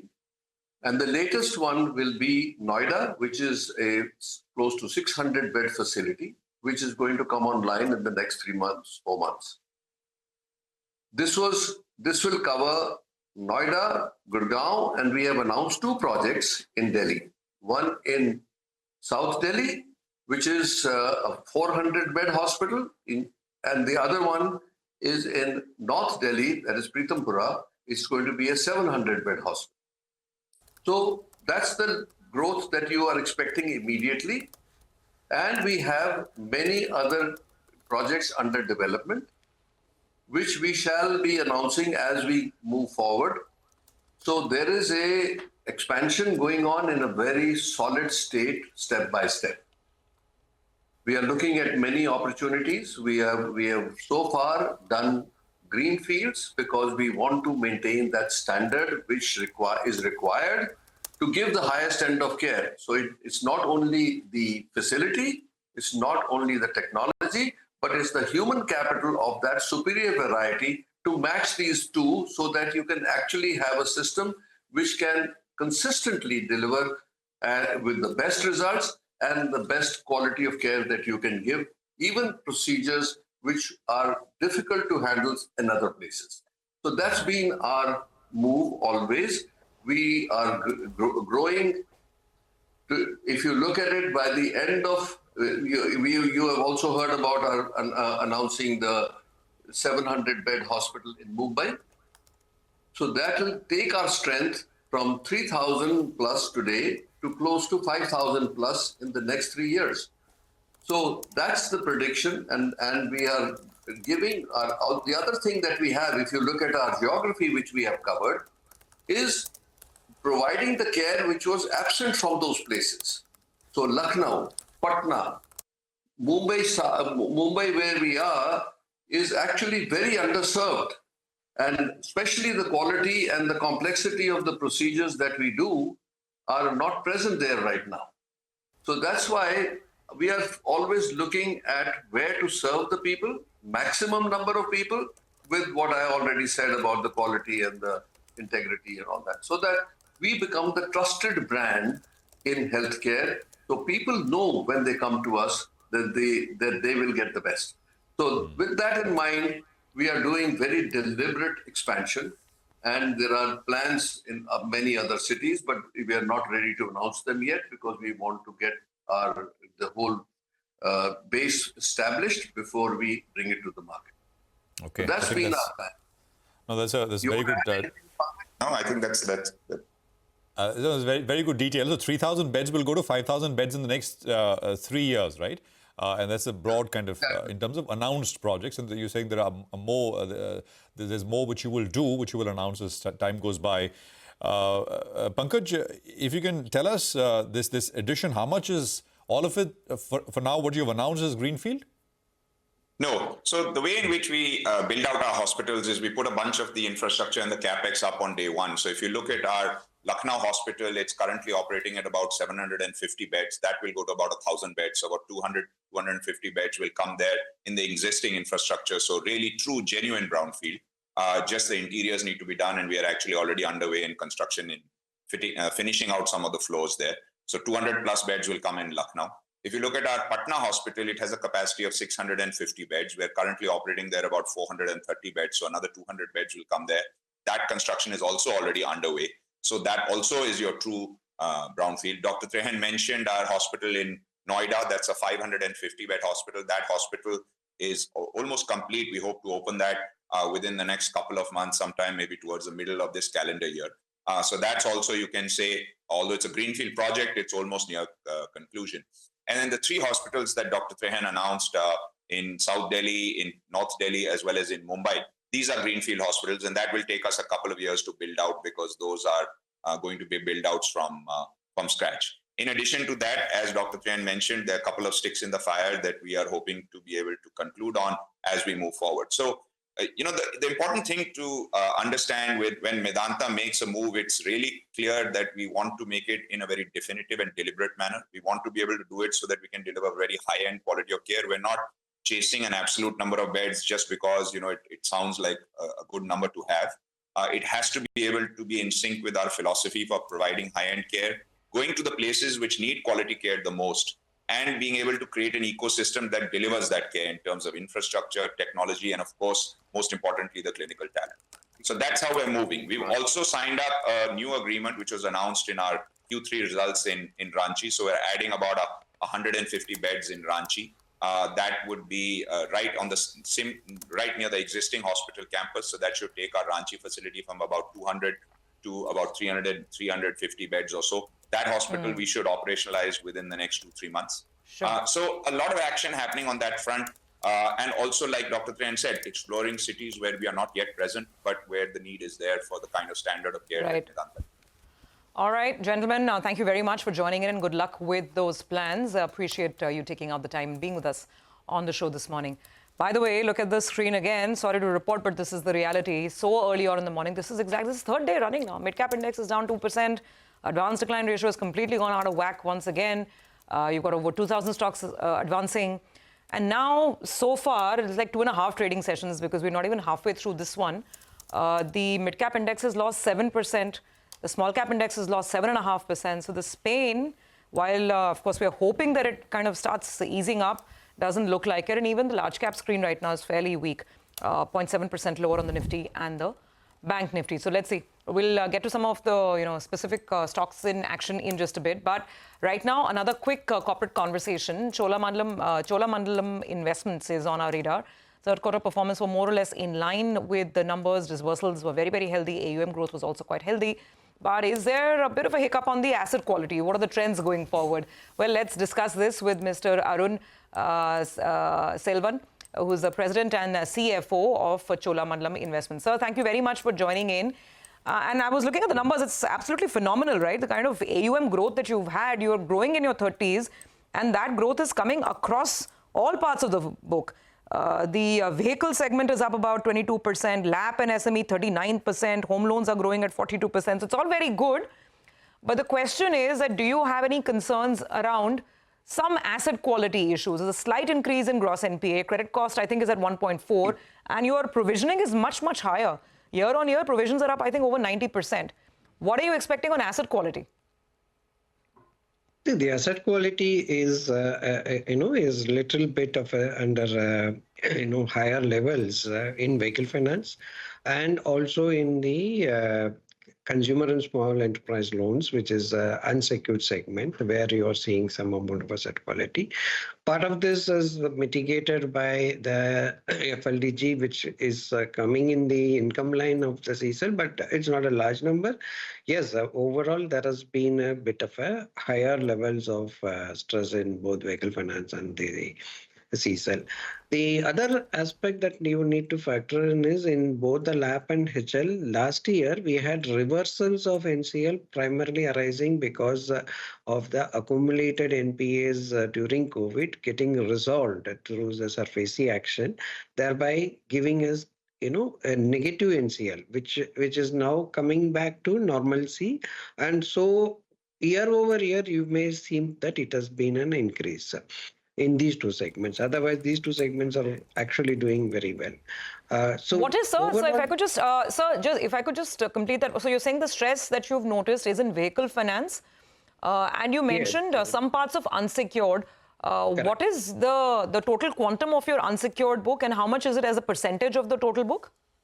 It is 8%, and even in this, it is not all of this 8% is under stress, as you would, we have discussed this earlier. 3/4 of the 8% is under traditional route, which is where we do our own disbursements with our own teams, and not through the fintechs, which is performing reasonably good. The fintech business is where we have seen some stress, and which is where we have been progressively scaling down. We have moved it from what we used to do with around 10 fintechs to currently around 3 fintechs, and progressively we'll take a call about continuing with them if the stress levels continue. In the meanwhile, we have built our own app, and where this the fintech, the same approach we have done with our own D2C business, and that book is performing extremely good. And so we expect to build on that book while we progressively scale down on the fintech exposures. Okay, so given what you've said, that slight stress in vehicle finance and maybe some parts of the unsecured book, on the credit cost front, sir, do we see it rising? I think the credit cost is at 1.4% in Q3. What can you guide? And also gross NPAs, which have now touched 4%. Is this the peak, or could it increase a little bit before it stabilizes? No, in Q4 it will come down. I mean, this is always the traditional, way it happens. So Q4 NCL and NPAs will come down across all segments, and you will see a reduction. The overall full year NCL should be in the range of around 1.3%. So it will be a reduction compared to what you're seeing by TD December. But it will again move up a little bit in Q1, Q2, but then next year we expect things to be back to normalcy. The NPA number you said is the RBI number. The stage 3 numbers are lower, so that would be at the sub 3%. Okay. So you're saying that Q4 is better, then again maybe Q1, Q2 see a little bit of a pickup in stress, and then it stabilizes in the second half of the new fiscal. Got that point. So let's talk about then the cost of funds as well and margins. We are in the midst of the beginning of a rate cut cycle. 25 basis points has happened. Of course, the Reserve Bank didn't do anything to lower the risk weights for loans being given to NBFCs. Just how are you evaluating the liquidity environment and the cost of money for you? See, for Chola, liquidity has never been under any issue. So we are getting money thanks to our reputation and the bank support. So we are having a good amount of liquidity in pipeline also, and so we don't see any stress on the liquidity side. On the cost side, around 16% of the book is linked to T-bill, and another 8 to 10% is linked to repo. So these 25 to 30% of the borrowings will see immediate impact on account of the repo rate cut. Another 16% is linked to MCLR, where the banks may reduce, but it will take some time, is my view. So they will not reduce. On the fixed rate, yes, the balance is on fixed rate, around 60% of the book, 55 to 60% of the book is fixed rate. There you will not see immediate reduction, but as they come up for, repayments and renewals, you will see the reduction coming. Overall NIMs overall NIMs, all of this put together, the external benchmark link part of the book, and there's MCLR link, which obviously doesn't move, fixed, floating, all of it put together. What's the outlook on margins? Margins should hold is what I would conservatively say right now, rather than build up too much hope. These are, little volatile days, so we'll wait for things to pan out. I think Q4 we should hold the margins, and then we will see reductions in the cost of funds coming up in Q1 and Q2, thereby improving the margins.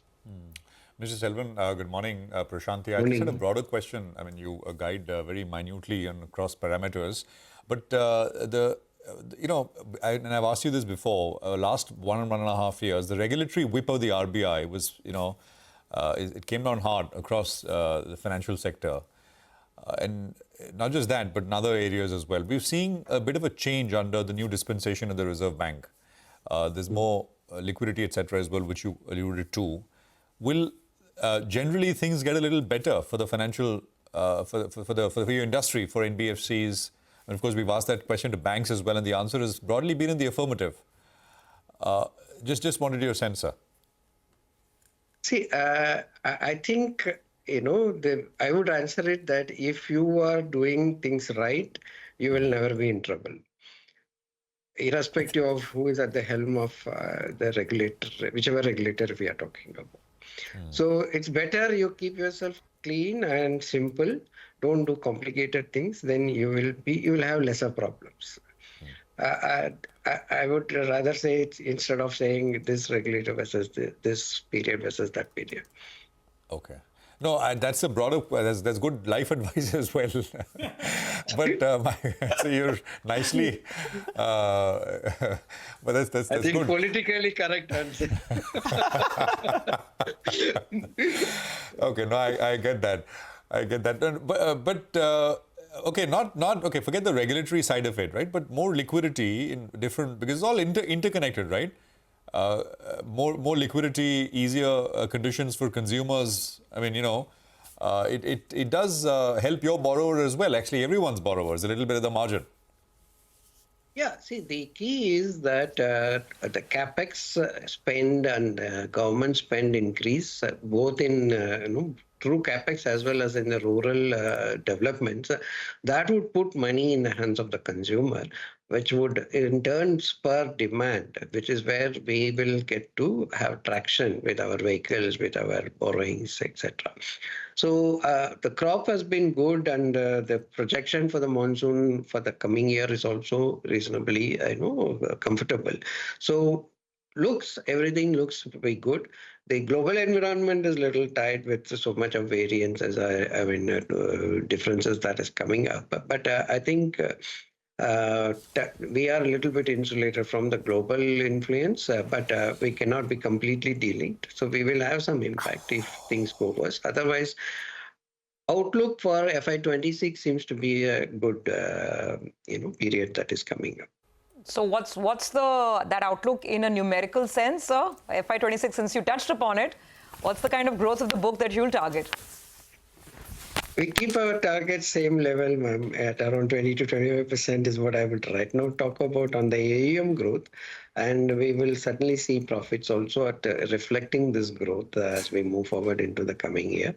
We will endeavor to do better, but I think at this juncture, let us keep it at these levels. Fair enough. We'll work with that, sir. 20 to 25% AUM growth in FY26. And then let's see, once the impact of the rate cuts kicks in, maybe you're saying that margins will also improve, perhaps third quarter onwards. Got it, sir. Thank you very much for giving us that perspective. That's the latest from Cholamandalam Investments. Take a break. Once again, just revising the screen for the benefit of our viewers. 1100 down on the Midcap index. It's still painful. Nifty is down 1% now. 200 points lower on the Nifty as well. Contrast that with the Hang Seng screen. It hurts even more because the Hong Kong Hang Seng is surging 2%. That's the kind of market that we're in the midst of.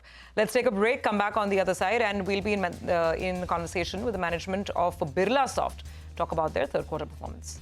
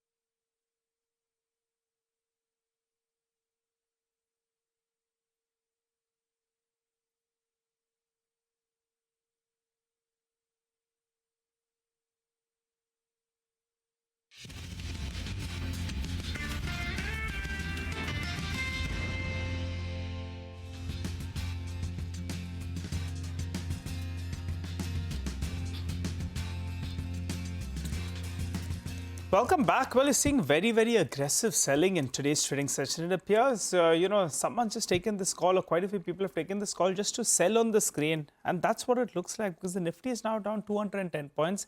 The real pain in the broader markets, only 220 stocks are advancing. Yesterday, we end with an advance of close to around 230 stocks. A lot of stocks are moving around, so let's focus on that.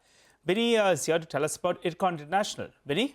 Absolutely. So Ilcon International is clearly under pressure today. Almost we're seeing a sharp decline coming in for the stock because of the weak numbers that they reported in Q3. Revenues declined by around 11%. Margins seeing a very sharp contraction of around 300 basis point or around more than that. 5% versus 8.83% was the margin last year. Profits also seeing a very sharp fall coming in, just 86 crores versus 244 crores. 65% decline in terms of the margin profits of the company. Order book, yes, standing at 21,939 crores, of which 78% of the order book is railways, 22% is highways. But the impact on margins is one because of the lower top line growth that we're seeing. Material costs, that has seen a sharp uptake, more than doubling, and other expenses, that has also gone up very sharply. So overall, we're seeing the impact of all this coming in on the operational performance as well as the profitability of the company. And there's an increase in terms of work in progress versus last year there was a decrease. So that also is a factor that one should keep an eye out on. Weak set of numbers from Ilcon is what we're watching out for. Okay, all right. Thanks for that, Vinny. The other one that's getting slammed is Kirloskar Oil. Subdued set of numbers, Vamakshi? Absolutely, Nigel. When you look at the numbers for Kirloskar Oil Engines, it's a weak set coming in. Revenue saw a muted growth of nearly 3%, but it's an 8% miss as compared to street expectations. The gross profit margin has expanded by nearly 77 basis points, but this expansion is being offset by a nearly 16% rise in other expenses, which is why the EBITDA margin has gotten impacted for the company. EBITDA margin has seen a contraction of 165 basis points year on year. This is 180 basis points lower than consensus estimates. When we look at the net profit, that too is seeing a fall of almost 21%, coming in sharply below what the street was expecting. The management has said that it was a subdued quarter with multiple headwinds. When we talk about their B2B segment, that saw an uptick of 3%, while the B2C segment declined by nearly 14%. The management says on the B2B side, as expected, there was muted demand in the power gen business post the emissions norm transition. On the B2C side, however, they say they successfully completed consolidation of 5 plants into one, which saw some impact on production.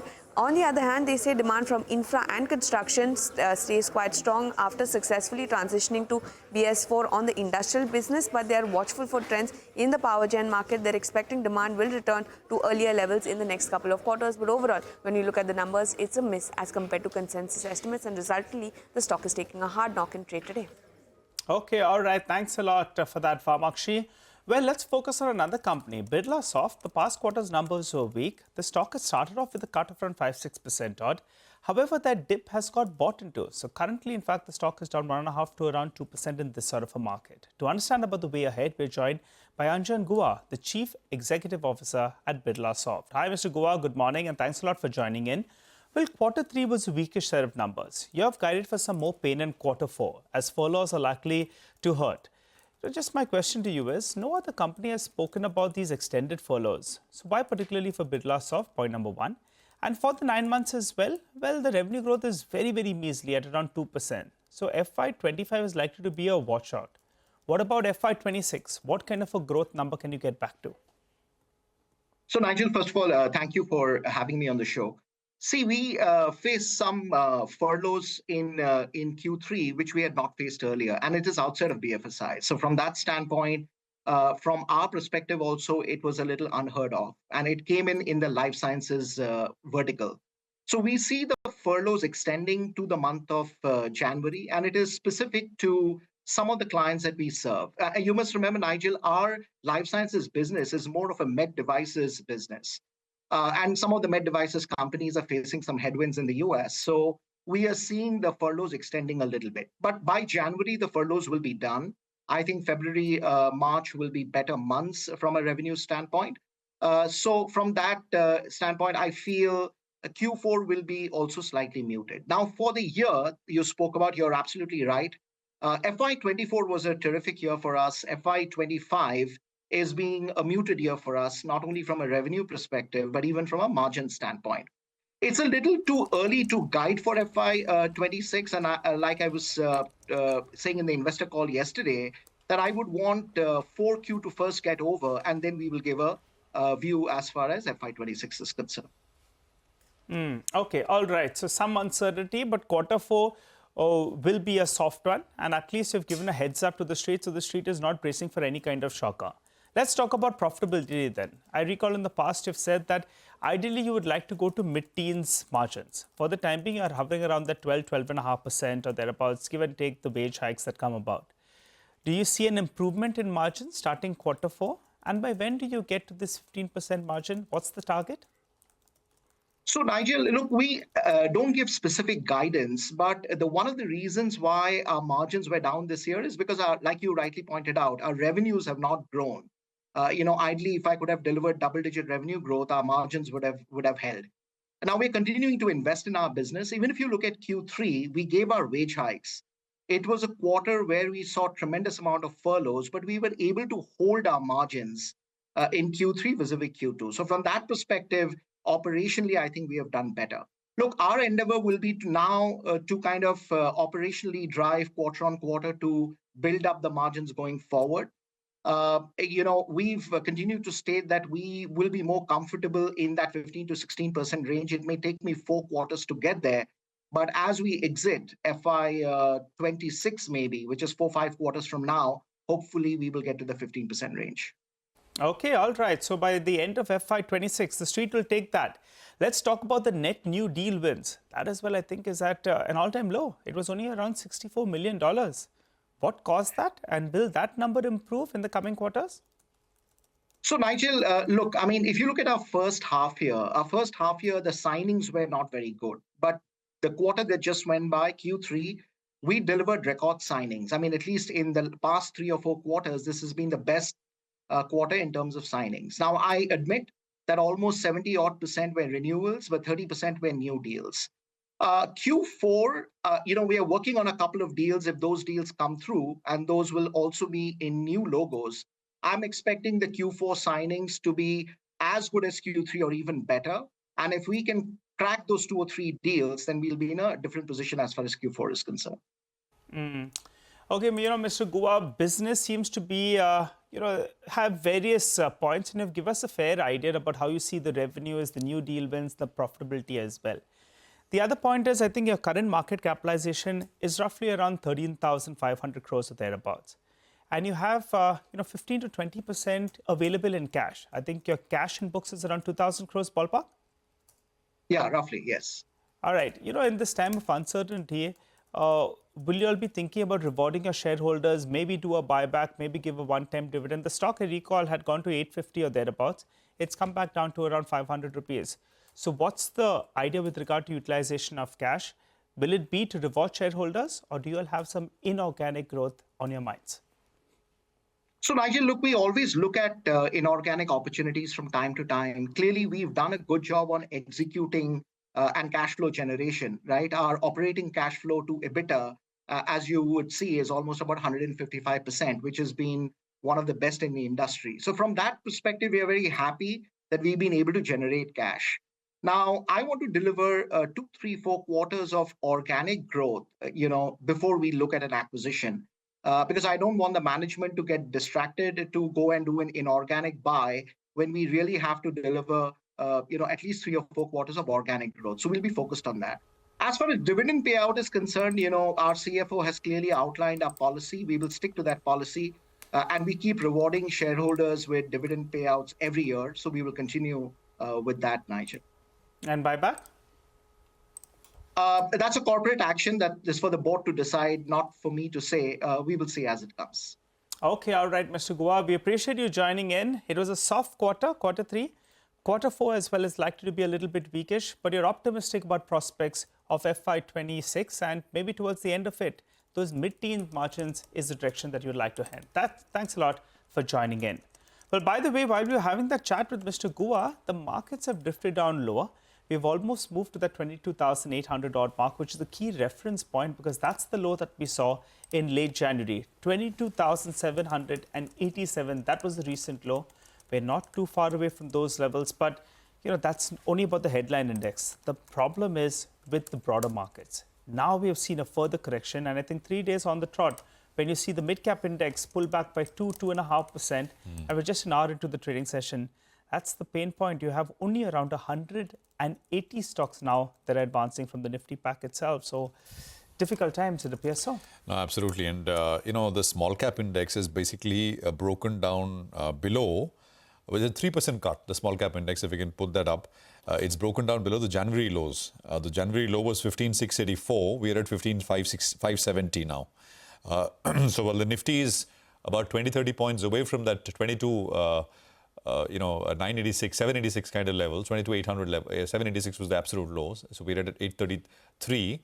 The small cap index is broken down below the low. And let me just look at the mid cap index as well. Here also we closed at the low, January low yesterday, and we've in a clean way cut through that. So 2.5% lower on the mid cap index as well. 10:1 is the declines to advances ratio. So it's happening very, very fast. And I suspect there will be margin calls, etc. as well, which perhaps are playing out, at least and that typically happens after a fall like yesterday, should kind of sort of work through the system by about 11, 11:30, 12 or so. It's a fair bit of pressure across the board. What we'll actually also try and do is get, some of the CEOs of broking companies, for example, HDFC Securities, ICICI, and others, because, what's the margining, on the margining side, how are things looking? The MTF book, which is margin traded funded book, had grown exponentially over the last couple of years. That is essentially a levered product, and it's a funded product. So I'm assuming there would be pressure, and that essentially those are products typically where this kind of margin pressure and margin related squaring off would be happening. But 250 points, and we are basically back at January lows once again very, very quickly. We'll take a quick commercial break here. Mitesh will be with us with some a quick view on the market and any trades whatsoever. Stay tuned.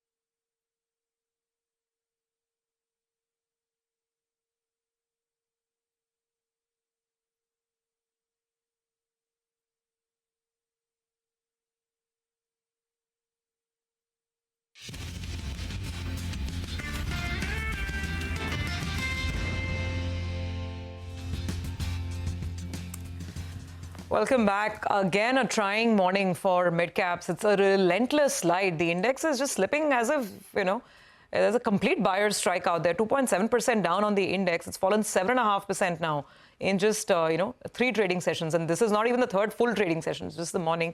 Let's see at what point any kind of a recovery kicks in. We've got Mitesh back with us. Mitesh, you asked for the level and the level is here, 22,800. When you could have asked for anything, right? Maybe diamonds or whatever, lithium or whatever is rare earths. But anyway, your level is here. Is this the time to go long? No, sorry, I think not yet. See, because you have hit the level.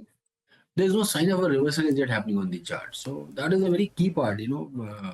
Unless until you see that there is some evidence of trend turning on the upside. I mean, now I feel more that I've missed the short opportunity because 2 days back we were still in the long positions.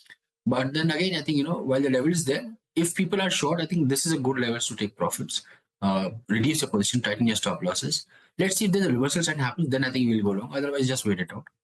And therefore, I think, on the index, the only advice is that if you have been carrying some short position, if you have been the right side of the markets, take some profits. Yeah. Okay, so if you've been lucky enough to short the peak, then time to book some profits. Otherwise, just sit tight on the index, do nothing right now.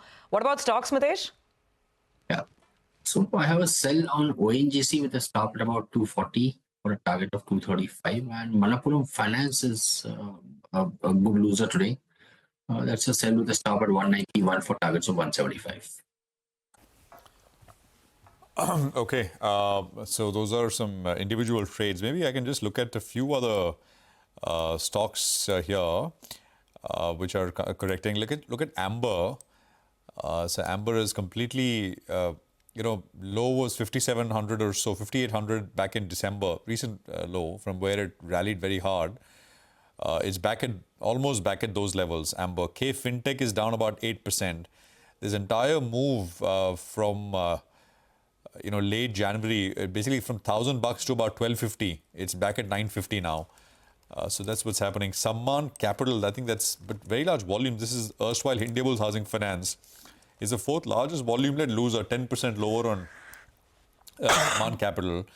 And these defense names, Bharat Dynamics is, we should put that up. And I think HAL as well. There was and we'll try and reach out to HAL. There's a story, I saw a Hindustan Times story, some comments made by the Air Force Chief about HAL, which I think is seeming to be spooking the name here. That is also around about 4.5, but lesser than many other stocks that are selling off, so that's that.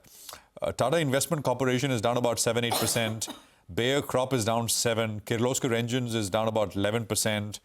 And so much more, which is coming off hard. So it's 10:1. It's a completely one-way market. And 10:1 in favor of declines. Vabag is up 2.5. That's a minor sort of reprieve here. UBL, the beer company, 2% higher. And something like a Schneider is up about 3% or so as well. That's it. Otherwise, they're very small changes. I mean, 1/3%, 0.5% in that range. If you want to look at what's holding out. And what's holding out is what's not falling, let me put it that way, is Infi, TCS. Some of these tech companies and pharma, Sun Pharma, etc. But they're 0.25% changes. So they're not just about not in the red. That's it. Otherwise, 200 points lower, 22,858 is where we find ourselves at.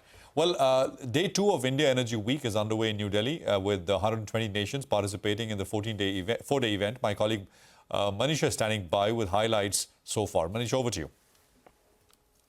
Well, it's day 2 at India Energy Week, and we are looking at a lot of enthusiasm continuing here. And in the last 24 hours, there have been a lot of conversations, one especially on the crude oil availability. With all these sanctions and restrictions and geopolitical tensions, one thing is clear, that there is no shortage of crude oil because there are more and more countries now producing more, especially with the US going on the drill baby drill phenomena. You are going to perhaps be looking at much higher crude production. For India, the sources have now increased to 39 countries from where we take crude, and this is what Minister Puri has been constantly telling us, that there is no shortage, there is availability. Affordability is something that they seem to be working at this point in time.